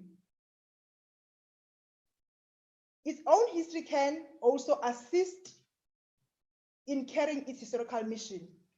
The issues outlined in the discussion document have been discussed before. However, some of the questions raised remain unresolved today, and I want to pick on what Doctor has said before me. That there are issues that remain unresolved in the national question, one of which is the question of land. The very framing of this problem, I think the ANC can do better in leading this discussion. I've discovered that in my reading of the document, the framing of the problems that the ANC seeks to address does not capture the magnitude of the issues it identifies. There's also a noticeable disjuncture between the issues identified in the document and practical steps needed to address those issues. So I think there should be an alignment, as the ANC is both diagnostic in its approach and seeking to find remedies. There is a level of disjuncture which I pick up in the document, that in articulating the problem of the unaddressed issue of land, there hasn't been really concrete steps that would take the debate forward. And in arguing this case about disjuncture, I also wish to allude to the fact that this inability to align question to proposed solution risks landing the ANC in a state of paralysis, both at theoretical and practical level. This is a classical example of how the inability to align one's question with a clear program risks failing the ANC in its historical mission. When you take the question of the land debate, for example, here I argue that the ANC is often relegated to the level of a respondent in this question. It was caught unaware in that debate about the land question, and I think it should reclaim that position of a leader of society and lead that debate. Now, I'm urging for consistency in ANC's own framing of the challenges it seeks to resolve. It needs to be consistent in developing content and communicating its strategies to resolve societal problems in unambiguous ways.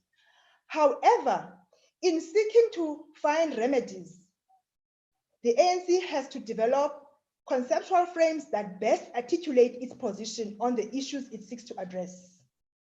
Much of the work that has been done on the question of land, for example, hasn't really reflected much of the ANC's own thinking on this.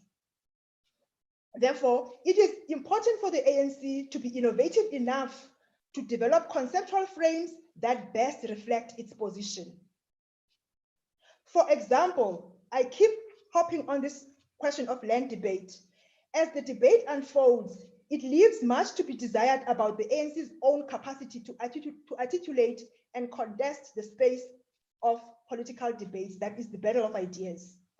As part of the grand apartheid plans of fostering social segregation, land was incorporated as a tool to achieve total segregation in South Africa. Colonial administrators did the same, identifying and classifying land according to their needs, leaving the majority of indigenous population landless. This narrative has been told many times before, but what is often missing in these discussions are the varied ways in which the very act of scripting the land was conducted. This, as I argue, served to create a permanent solution to land hunger for the settler communities while creating a permanent problem of landlessness for those the state had targeted. At the heart of the scripting of the land was a Lockean understanding of land as property, and I think the ANC should take this very seriously, that at the heart of the scripting of the land was a Lockean understanding of land as property. In Second Treatise of Government, published in 1690, John Locke, a British reformist, developed a theory that was rooted in laws of nature that permitted individuals to participate, expropriate, exercise control rights over things in the world, like land and other material resources. In an informative piece written by the late Lionel Foreman, a member of the Communist Party in the 20s and 30s, shows that before the arrival of Europeans in South Africa, African communities had a well-ordered system of law, central, local government, and clearly defined political institutions. However, the advance of colonial rule propelled the application of Locke's theory on land. This had dire consequences for indigenous population in the colonies. Locke's theory is problematic in two ways. First, it establishes the right of private property rights while it erases, or what I want to call, it cancels out all other forms of relations that may have existed. For example, it establishes the legitimacy of ownership, appropriation, and exclusion on land. These terms established an unchanging script where land acquires,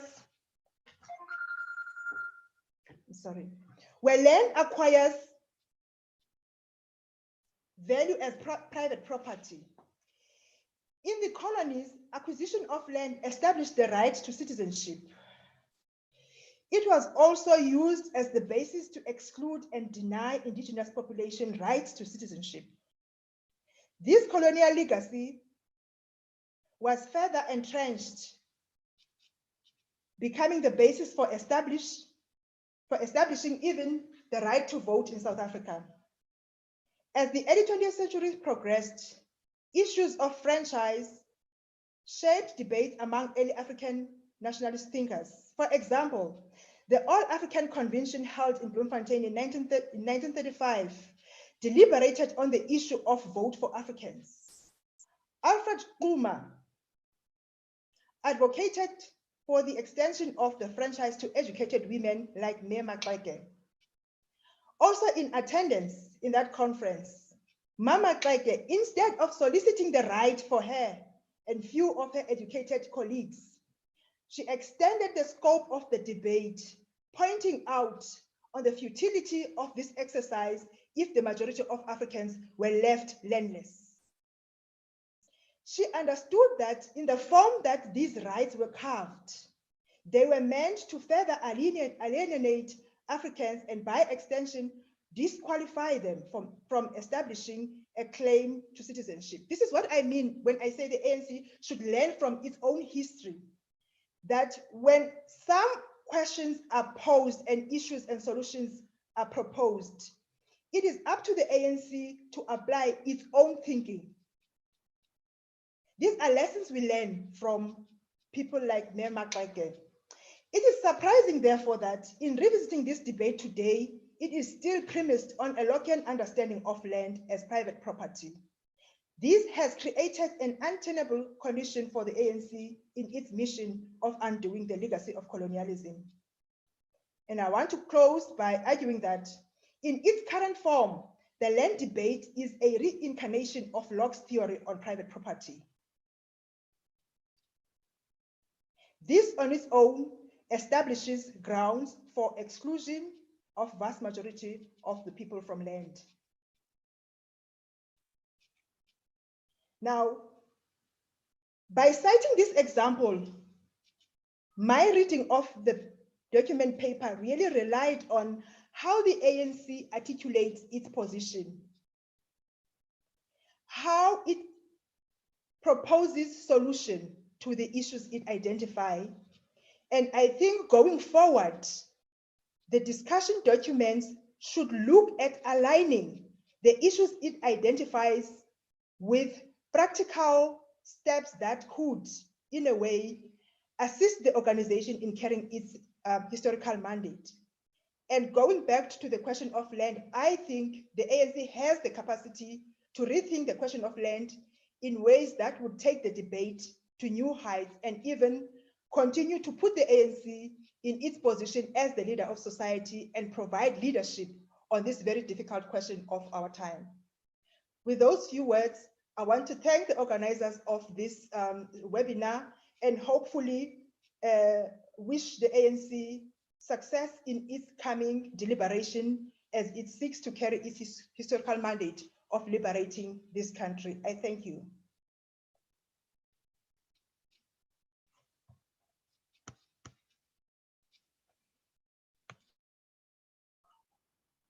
Comrade Jeff, please unmute yourself. You emphasize even the issue of landlessness in South Africa. I've asked Comrade JP Law to assist me in ensuring that we have the comments and the questions. It does appear that there are two colleagues who have raised their hands, which is Mukwena TR and Ramano Jacobs. So maybe if Comrade JP can indicate some of the comments or questions that have been posed. I've seen about two from Naidu, who highlights the point that we are a multicultural and multinational society. So the issue of sharing resources cannot be divorced on this topic of nation building and social cohesion. And there was also another comment that I've browsed through from Kwezi, who highlights the issue of the role of languages in search for social cohesion, that there is no parity in the esteem with which languages are being seen in South Africa. So we require equitable measures for languages diversity. Comrade JP, can you indicate some of the questions or comments that are being made before I call upon Mokoena TR and Romano Jacobs? Okay, Chair. Just to note, some are on Facebook, some are here in the chat group. There's quite a spirited discussion happening on both platforms, which of course we do encourage. We might not be able to read all of the questions, but some of them are really a re-mention of what other comrades are raised. Africa Sebeso says that there can never be social cohesion in an unequal society. To achieve this, we need to address the national question, but does the ANC have the will 26 years into democracy? Then there's Tebo Mfabele, who says that on the manner parliamentarians as public representatives engage on issues is very disturbing and doesn't assist in championing social cohesion.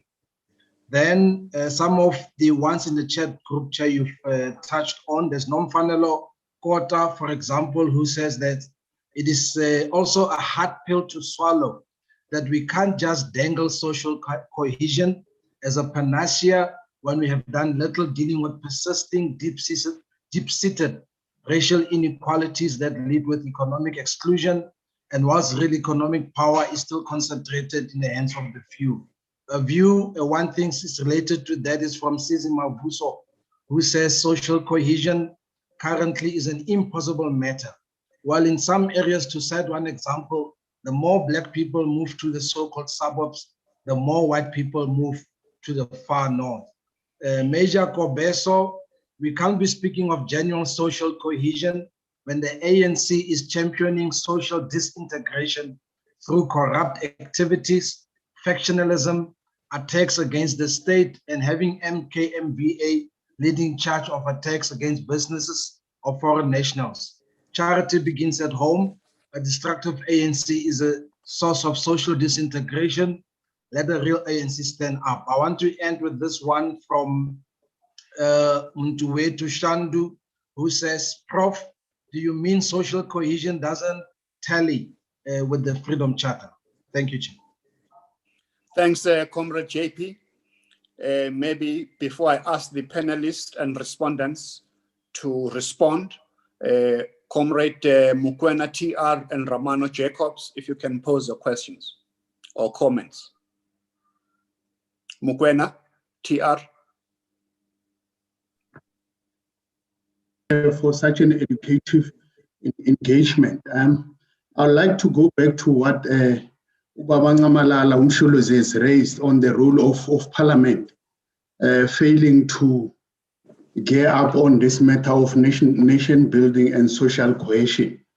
I think members of Parliament are elected to represent the will of the people. They act as a voice of the people. So I want to ask Ubaba Malala that do you think the jokes that we see in Parliament is the true reflection of the community on the ground, or the parliamentarians decides to come up with their a stand-up comedy in Parliament without checking or taking a mandate from the people? Because if there are jokes that are happening in Parliament, it reflects back to us as a nation that they were a nation of jokes. We are a nation that is not united. We are a nation that is not willing to build some high level of communality as a nation. Thanks. Thanks. Now the next person is Romano Jacobs.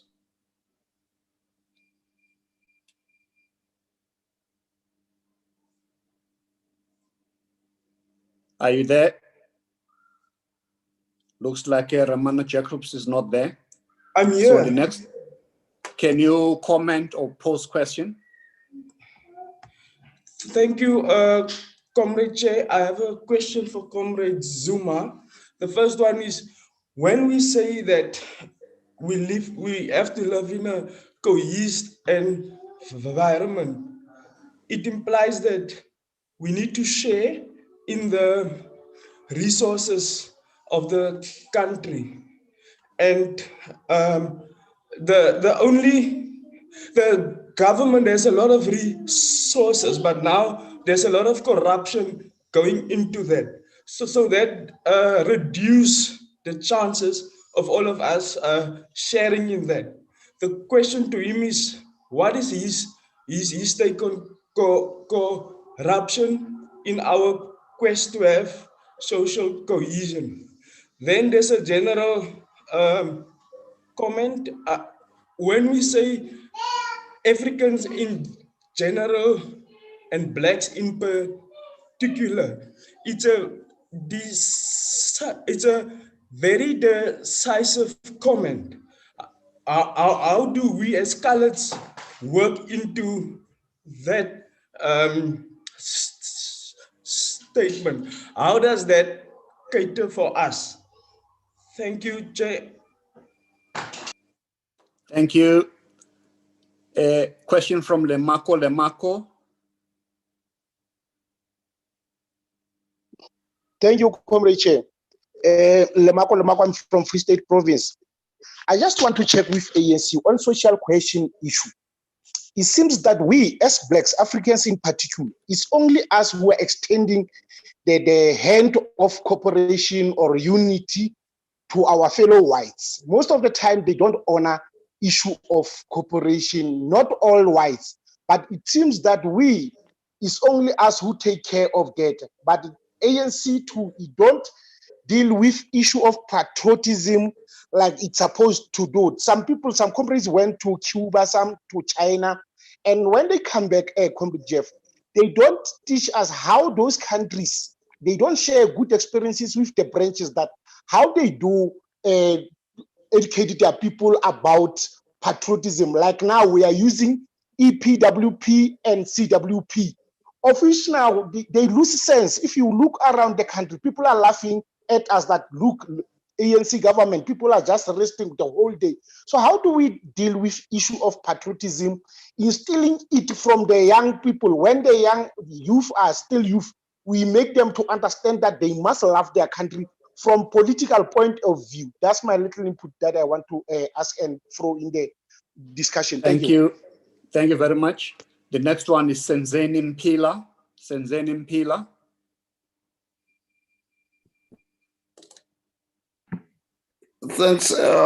Thanks, Comrade Jeff. And then let me also welcome the input of all the participants and the respondent. But my key issue is that clearly this particular debate show that as the country, we are not yet there with regard to social cohesion, particularly on other issues of, socio-economic development that many comrades have been raising, including on the group chat. But the fundamental error or issue to me is the rule of law, because of if the convergence for you to able to agree, there must be a set of rules that all of you are going to agree about it. But I see the ANC in the panel today have put the former president, maybe the former president can share with us in this platform that how then do you do social cohesion in a lawless society? Because without the rule of law, you cannot able to achieve a social cohesion because of once, that's a measurement for you to able to see that, are you bringing the cohesion to a society or not? And those that falls away, there's consequences thereof of that. But there's a slippery slope of the ANC deliberately now of wanting to disregard the rule of law and they want to use it as if to say that we are trying to transform the society. And that's not how the ANC historical mission and its intention supposed to do. I'm happy that the previous professor from UWC, Dr. Tozama April, have raised that issue. That some of the issues that we are doing now, we are moving away even from the Freedom Charter on the basic principle that the Freedom Charter have raised it. And then it seems as if the ANC is just disregarding or just ticking the box about this particular discussion document for the sake of ticking the box. But for us, because of if you are a leader of society, you can't compare yourself with somebody else. If you are a father of the family, you can't compare yourself and say, yeah, but look, this other one, what is doing. No, you're supposed to be able to lead by example. Even those that are vying away, you're supposed to bring them back. So when we start now reducing ourselves as the ANC, because of, we must also define this concept of the leader of society. What do we mean about being a leader of society? Because if you are a leader of society, the example is supposed to come out from the ANC, not the ANC comparing. I think the question is noted, Comrade. Thanks, Comrade. Thanks. The next one is Jonas Poshomane.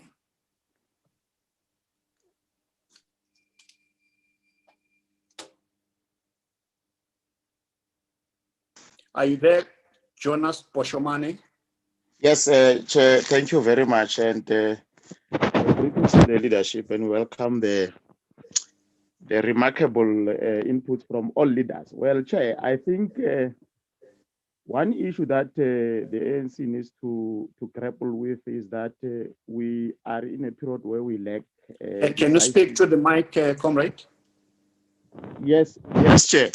I'm saying one of the key issues I think that we really are grappling with now is honest and decisive leadership. Look, we took a resolution on radical economic transformation almost in 9, if not 10 years ago. And there's nothing much we are able to show as to how radical we have been in terms of advancing the plight of our people. Also on the question of land. And I'm happy that we have got the Minister Anekom here. He was the first Minister of Land Affairs under former President Istalandwe Rolihlahla Mandela, but he only managed 1% of land redistribution at the time when the target was 30% under RDP. Now that speaks to the question of the leadership that we are grappling with. I think the second question that I'm asking directly to President Zuma, former President Zuma, is the issue of the ANC and its negotiation process just before the 1994 democratic elections. In the main, the ANC went into secret talks. The Grooteskier and Pretoria minutes, there were secret meetings, no public participation. The National Peace Accord, secret meetings, no public participation. CODESA was represented by 19 political parties. Now, my question is the problem not lying there? That these secret meetings are the ones that today are becoming our Achilles heel in terms of the content that we do not know. The last issue is the issue of COVID. Has it not represented us with an opportunity to seriously relook at the redistribution mechanism, whether it's land and the resources economically wise, since it has given the government a new lease to work on how it attend to challenges of these fault lines that the former president has reflected, class, race, and gender. Thank you, Chairperson. Thank you very much. At this point, I would like to give the opportunity both to the panelists as well as to the respondents on all the issues that have been raised by Comrade JP and the ones that I've just highlighted there. And then we'll see about time if we can come back to the rest of the comrades and people who are participants.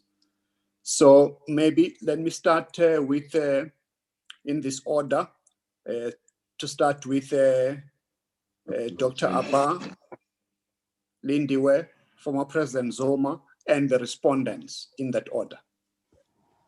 Thank you, Chair. This has obviously been a really, really important and useful discussion. And I think there's excitement comments in the chat section. So I basically, I think given the time constraints, maybe two major comments that I want to make. I think the one thing we're saying, and I think, with reference to Prof. Friedman and others were saying, well, what's the social cohesion about? As we indicate, it's not some kumbaya kind of notion, it's not something that's going to be achieved. It's not about just getting everyone to be looking the same and talking the same, etc. It's an acknowledgement that South Africa, whatever size of our population, 54 million people, we have so many differences, so many identities, so many issues, but there are certain obstacles that we are facing that's not allowing us to realize our potential as a nation. And those obstacles are the way, while there's nothing wrong with ethnicity, but the way ethnicity is being used to fuel and push certain political objectives, how race is being used to actually leave people out and as a basis to keep people oppressed and exploited, even up to today. If you look at the lot of majority of especially Black African people. We haven't, the paper looks into the issues of colored and Indian and whites and that kind of thing. We haven't gone into that in detail, but that's part of the question. How do we get these differences and ensure that everyone advances as a nation? The question of national identity is obviously an important question that's been raised in some of the discussions on the chat, etc. And that's the last point I want to leave it on, Chair, that you know, a nation is never something that is fixed in time. It is always a work in progress. And maybe that's why I wrote my PhD on that, because I know that as soon as I've written my PhD, there will be other theorists that will be coming along and debating it, etc. So I'll be in business all the while. But national identity, if you look at what makes the English nation today, it is so different from what it was even 30, 40 years ago. It was previously defined as something that was white, Anglo-Saxon male, belonging to the Church of England, etc. Now we've got Caribbean and Jamaican, etc. All kinds of different groupings that make up the notion of an English nation. So the South African nation itself has— With the Mayor of London of Indian descent. Exactly, and Pakistanis all over. So, you know, it's a kind of nation that continues having to redefine itself. There are moments when we come together as a united nation and we back Bafana, whatever they're doing on the soccer field, or we back the Amaboka, and, you know, we back our teams and things, but, you know, that's part of the process. It's always moving, it's always reshaping. We're bounded by our boundaries, whether they were colonial deprived or not. That's the reality. We have to get on with each other. We have to cohere. We need to achieve certain things. And those things are united, developing the country, protecting our people from whatever their backgrounds. That's the kind of idea that we have of social cohesion. Thank you, Chair, for a really wonderful discussion. Thank you very much, Comrade Lindiwe. Thank you very much, Comrade Jeff. Thank you, Chairperson. I think it is indeed an interesting debate, all the inputs that have been brought, and even what the respondents were highlighting. I think it is most welcome. And I think this shows and proves the point that ANC is inclusive, is leader of society, because we could have taken a decision that we will critique ourselves, but we put things out there so that not seeing our own policies with our own eyes, but let the people out there critique us so that then we can correct the mistakes. And hence the NGC being a forum that the ANC relooked at what resolutions they took and look at the relevance thereof, and also how far have we gone in the implementation thereof of the resolutions. I think a lot has been done. If comrades can also read through all the documents, the ANC has made public the NGC documents. And I saw that Dr. Leon said that the NEC failed to convene an NGC in 30 months. I don't know which 30 months is there, because you indicated in the beginning that the NGC was supposed to be last year in 2020. Unfortunately, COVID happened. Nobody was prepared for the COVID and how it affected all our lives, how we plan things. So a lot of things have been put on hold. However, because these documents are now public documents, the ANC is engaging everybody, anybody out there on its documents. And so that proves inclusiveness of the ANC itself. I agree, probably that, I think it's Lucky who said we need monitoring, evaluation, and enforcement. I think it is important, and that's what the NGC does, looking at how far. It's more evaluating, monitoring, and ensuring that there is enforcement of the resolutions that have been taken. Remember, the ANC takes resolution and ensures that government implements this resolution. So there is, I would agree that we would need some people, maybe a subcommittee that focuses on within the NEC on monitoring, evaluation, and enforcement of those resolutions that have been taken. With the issue of the Blacks, African in general, Blacks, I think the issue of where do we place the coloreds in there, they've always been part of the Blacks. They've always been the Blacks, in Africans and Indians and colors have always been put together as a group. So I think there is no exclusion of the colored nation in that. But the issue of the land, I think Comrade Utogo Didiza, the minister, has been even on media, on platforms to show where the government is in implementing the resolutions in relation to the land, the identification of state land, and the application by other people to come on board and apply for the said land that is being identified is a step in the correct direction.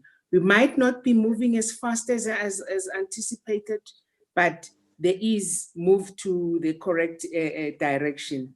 I think I want to welcome all the inputs, and I still believe that social cohesion is at the center of all, because if you're not patriotic and you are employed as a DG or a senior civil servant, if you're not patriotic, there's nothing that will push you to ensure that what the resolutions of the government policies are being implemented. So, and I agree with Professor Friedman. We don't say that we must all be the same. We recognize that we cannot be the same. We are not the same, and we will never be the same. However, there needs to be a move towards the same understanding. Maybe not the same, but must have the same understanding. And it will not be everybody who moves in that direction. But with social cohesion, with nation building, we believe that we will be able to achieve most of the resolutions that we have taken. And as we move to NGC to assess those resolutions. Thank you very much, Chair. Thank you, Comrade Lindiwe. Comrade Zuma, the former president, you have the floor. Thank you very much, Pungan. And I must also appreciate the contributions as well as the questions that have been asked. I think the first question, I mean, he was saying that is what is happening in Parliament. Does it reflect us as the citizens of this country? I think it doesn't, as I was making the point then. Parliaments are there, and to have parties having an opportunity to discuss their programs and what they think should be done. The oppositions to say these, what we call, are not right. We have got the better ones. There is always a better way of handling that matter than so far it has been happening in our parliament. I think what is more demonstrated is when people protest there, etc. There is less of content in the discussion. How do we move forward building a nation and a cohesive society? That debate is not there in parliament. And therefore, they are not necessarily, in my view, representing the citizens who are looking at them, wanting to hear what hopes do they give, how they make progress, etc. So I'm just saying, is one thing. Now, in other or old democracies, they can deal with that clearly as if they are fighting. I think with us, we are not yet reached that point. We think that in order to deal with what is to shout at them, use insults at times, etc. I don't think it reflects what the point you are making about cohesion and social cohesion.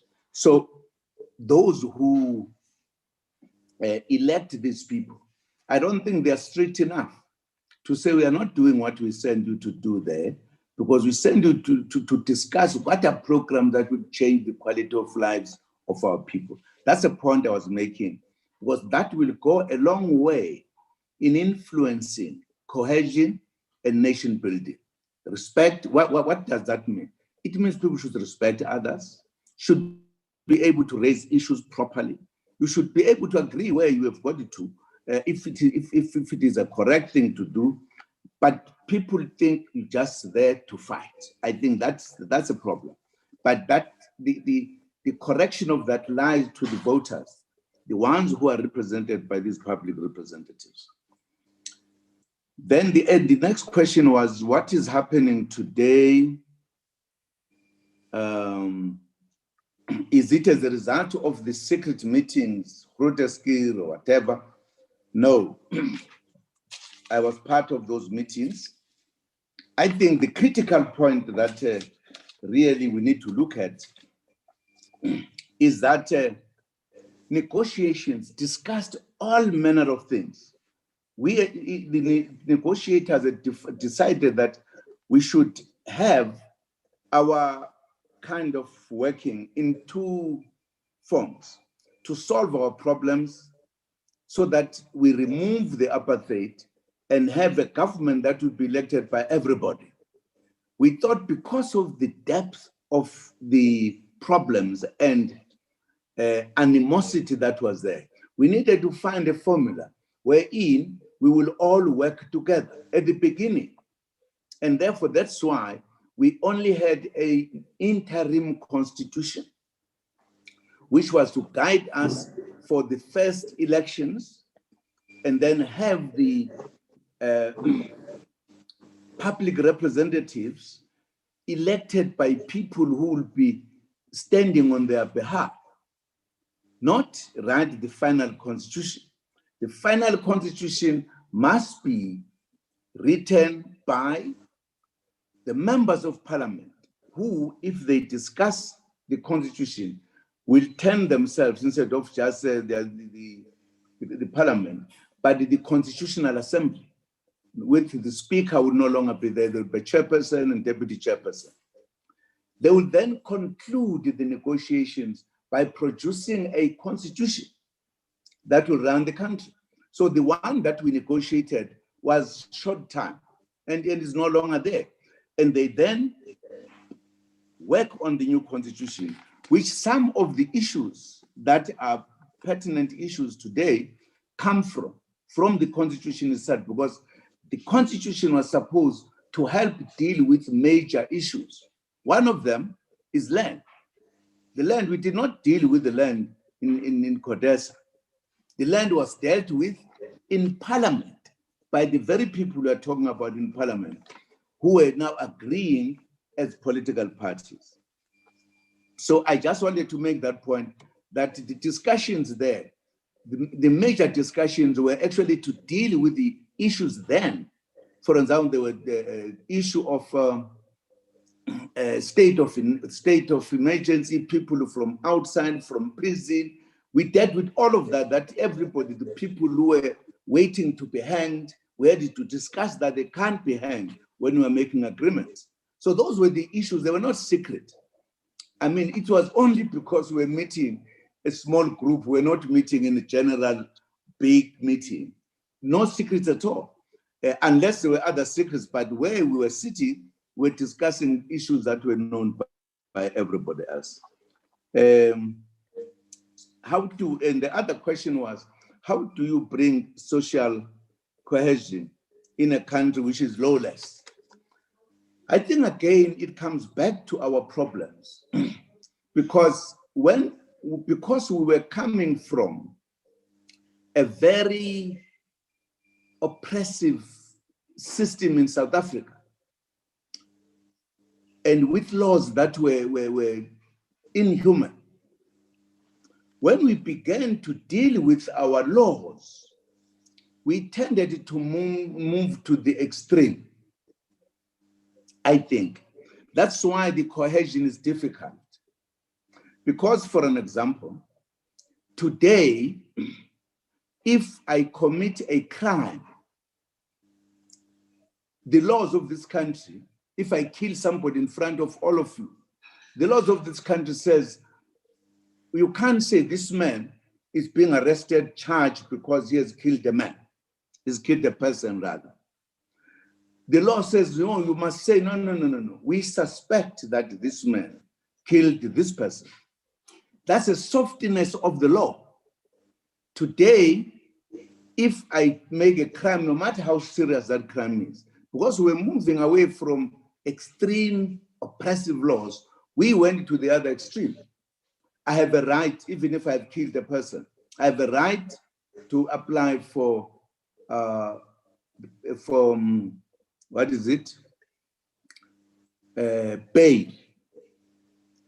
And if you don't give me that, in other words, why is somebody dead, life being taken out by this person? Our laws are saying that man must be handled with the kid gloves, nothing must be done, etc. I think it is the manner in which that our laws are not biting enough, are not dealing with it. For an example, some people who were sentenced lives, but it is always known that after 20-something years, that person comes out. Now, and therefore, I'm merely saying we are suffering from the past, that we had very terrible laws and we created extraordinary good laws even to those who commit crimes. I think that's part of the problem. But also, why the cohesion is not possible is because we have not dealt with the actual issues. And I think the lady who was speaking there, I thought she made very good points. Who was making a presentation, the last one, that we have moved away from our own policies that were meant to change everything. Take the Freedom Charter. The greater part of it, where it is actually serious, we have not implemented, which will go a long way to then make us feel we are the same. Because I don't agree with the professor on the point that social cohesion, for an example, is wrong for us to use it, because he's having his own understanding, and I wish one day I would be with him to hear him more, because social cohesion does not mean we should all be the same. It doesn't. It means whatever culture, whatever we do, we can't do things that other people cannot do. For an example, in South Africa, the people who took our land are rich. We, from whom the land was taken, were poor.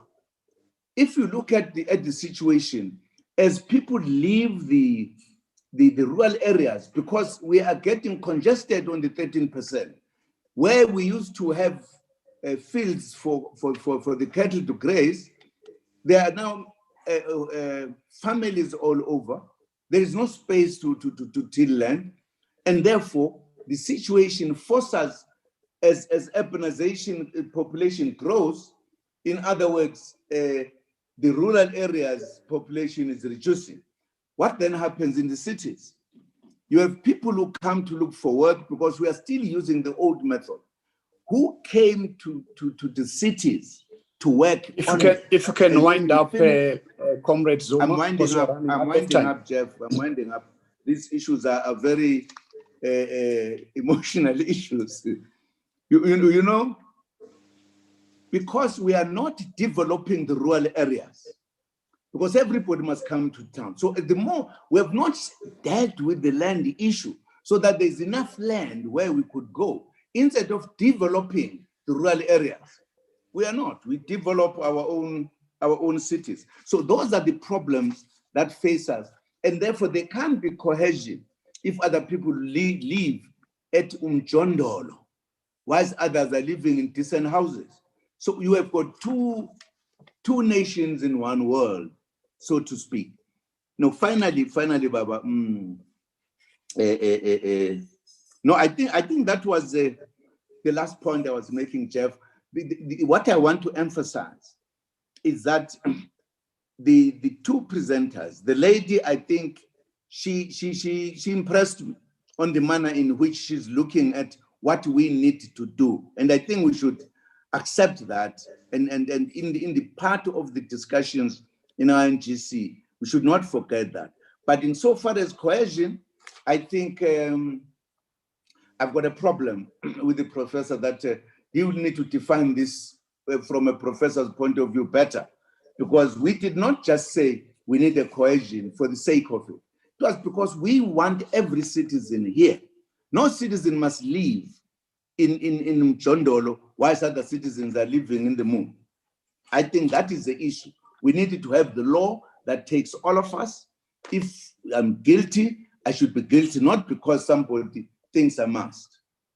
Thank you very much, Baba Jeff. Thank you. No problem. Thank you very much, Comrade Zuma. Now let's have a response from Professor Friedman and Dr. April. Prof.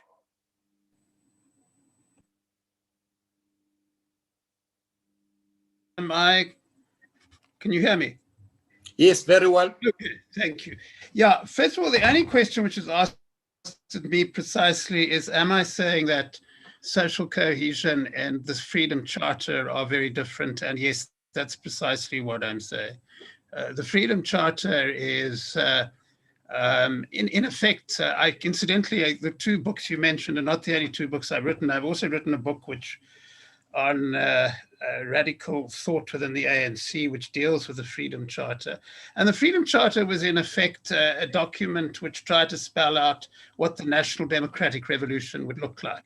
And that is a radical proposal for the changing of society. It was radical precisely because it recognized difference. And it said, what do we do about that difference strategically, and what kind of society do we want which deals with that difference? And I think that's a very different approach to the one which says, how do we become this cohesive society in which we all have the same values? And to respond to the former president and advocate Maseko, who both raised this issue in different ways, I think there's 2 points about it. It might sound like an academic point, but if we don't mean that everybody's the same, then let's not use terms which imply that everybody's the same. But I think more important for the country going forward, what I'm trying to say in a nutshell is that difference is good as long as it doesn't lead to domination. Our problem is not difference. Our problem is domination. Our problem is not that white folks have different cultural customs. It's that many white folks use their power to oppress Black people. And that is what we need to be addressing. And I think that if we address it that way, and it starts to get me onto Abba Omar's point, then in a sense, what we're dealing with here is political strategy. What are the strategies we need to implement in order to ensure that those burning questions, which everybody on the panel has been talking about, are addressed? Questions of exclusion, questions of landlessness, questions of exclusion from the economy. And what I'm saying is that if you want to have a workable political strategy on this issue, you have to start with the recognition that the people who hold economic and social power in this country are always going to be different. Doesn't much matter, but we need a strategy to ensure that they share that power and that we have an inclusive society. I'm simply suggesting that if we think about it in that way, we can come up with very different strategies and very different solutions. Thanks. Thank you, Prof. Can we hear a response from Dr. Tozama April?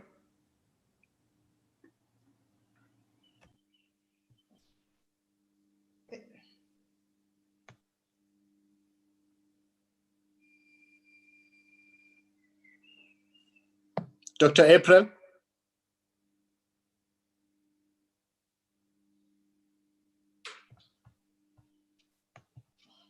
Yes, thank you, Chair. Mine really is, my conclusion remark would be an aspect of my presentation which I could not get to on the issue of the trust deficit that the document alludes to. Now, as the document suggests, it sees the concept of social cohesion as that which helps us to even assess the extent to which issues of trust between the state and its citizens have panned out lately. Now, I want us to think more carefully in phrasing that, in articulating that problem. As I've stated in my input, that there needs to be an alignment of the ANC's vision with the program of action, a clear articulation of what the problem is. And in as far as the issue of trust and trust deficit, I think the document should do much more digging in terms of unearthing what the underlying issues are. One of which in my input, which I could not get to, was the extent to which cadres who are deployed in strategic position fail in their duties, and by extension, that also extends and widens this issue of trust between the state and its citizens. And basically, mine was not really a rereading of the paper with the intent of affirming what has already been said. In critiquing, I also think that there is scope for the ANC to improve, especially as the professor has said lately now, that there has to be a careful articulation of the ANC's strategy going forward as it seeks to enter into yet another round of mobilization, mobilizing all its forces to seek to address some of the long-standing questions, such as the one I'm passionate about, question of land. Thank you. Thank you, Dr. April. Unfortunately, we are running out of time because we're supposed to have ended around about 1:30, so we're out of time at the moment. I would like to indicate that during the course of this conversation on the social cohesion and nation building, we had about 490 participants on Zoom, 2,000 on OR Tambo School of page. I don't have the numbers for YouTube, my ANC, and Twitter.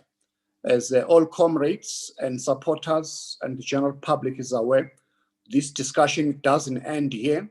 It's going to be continuing in different forums in our branches, regions, provinces, ending at the National General Council. So we should utilize those discussions.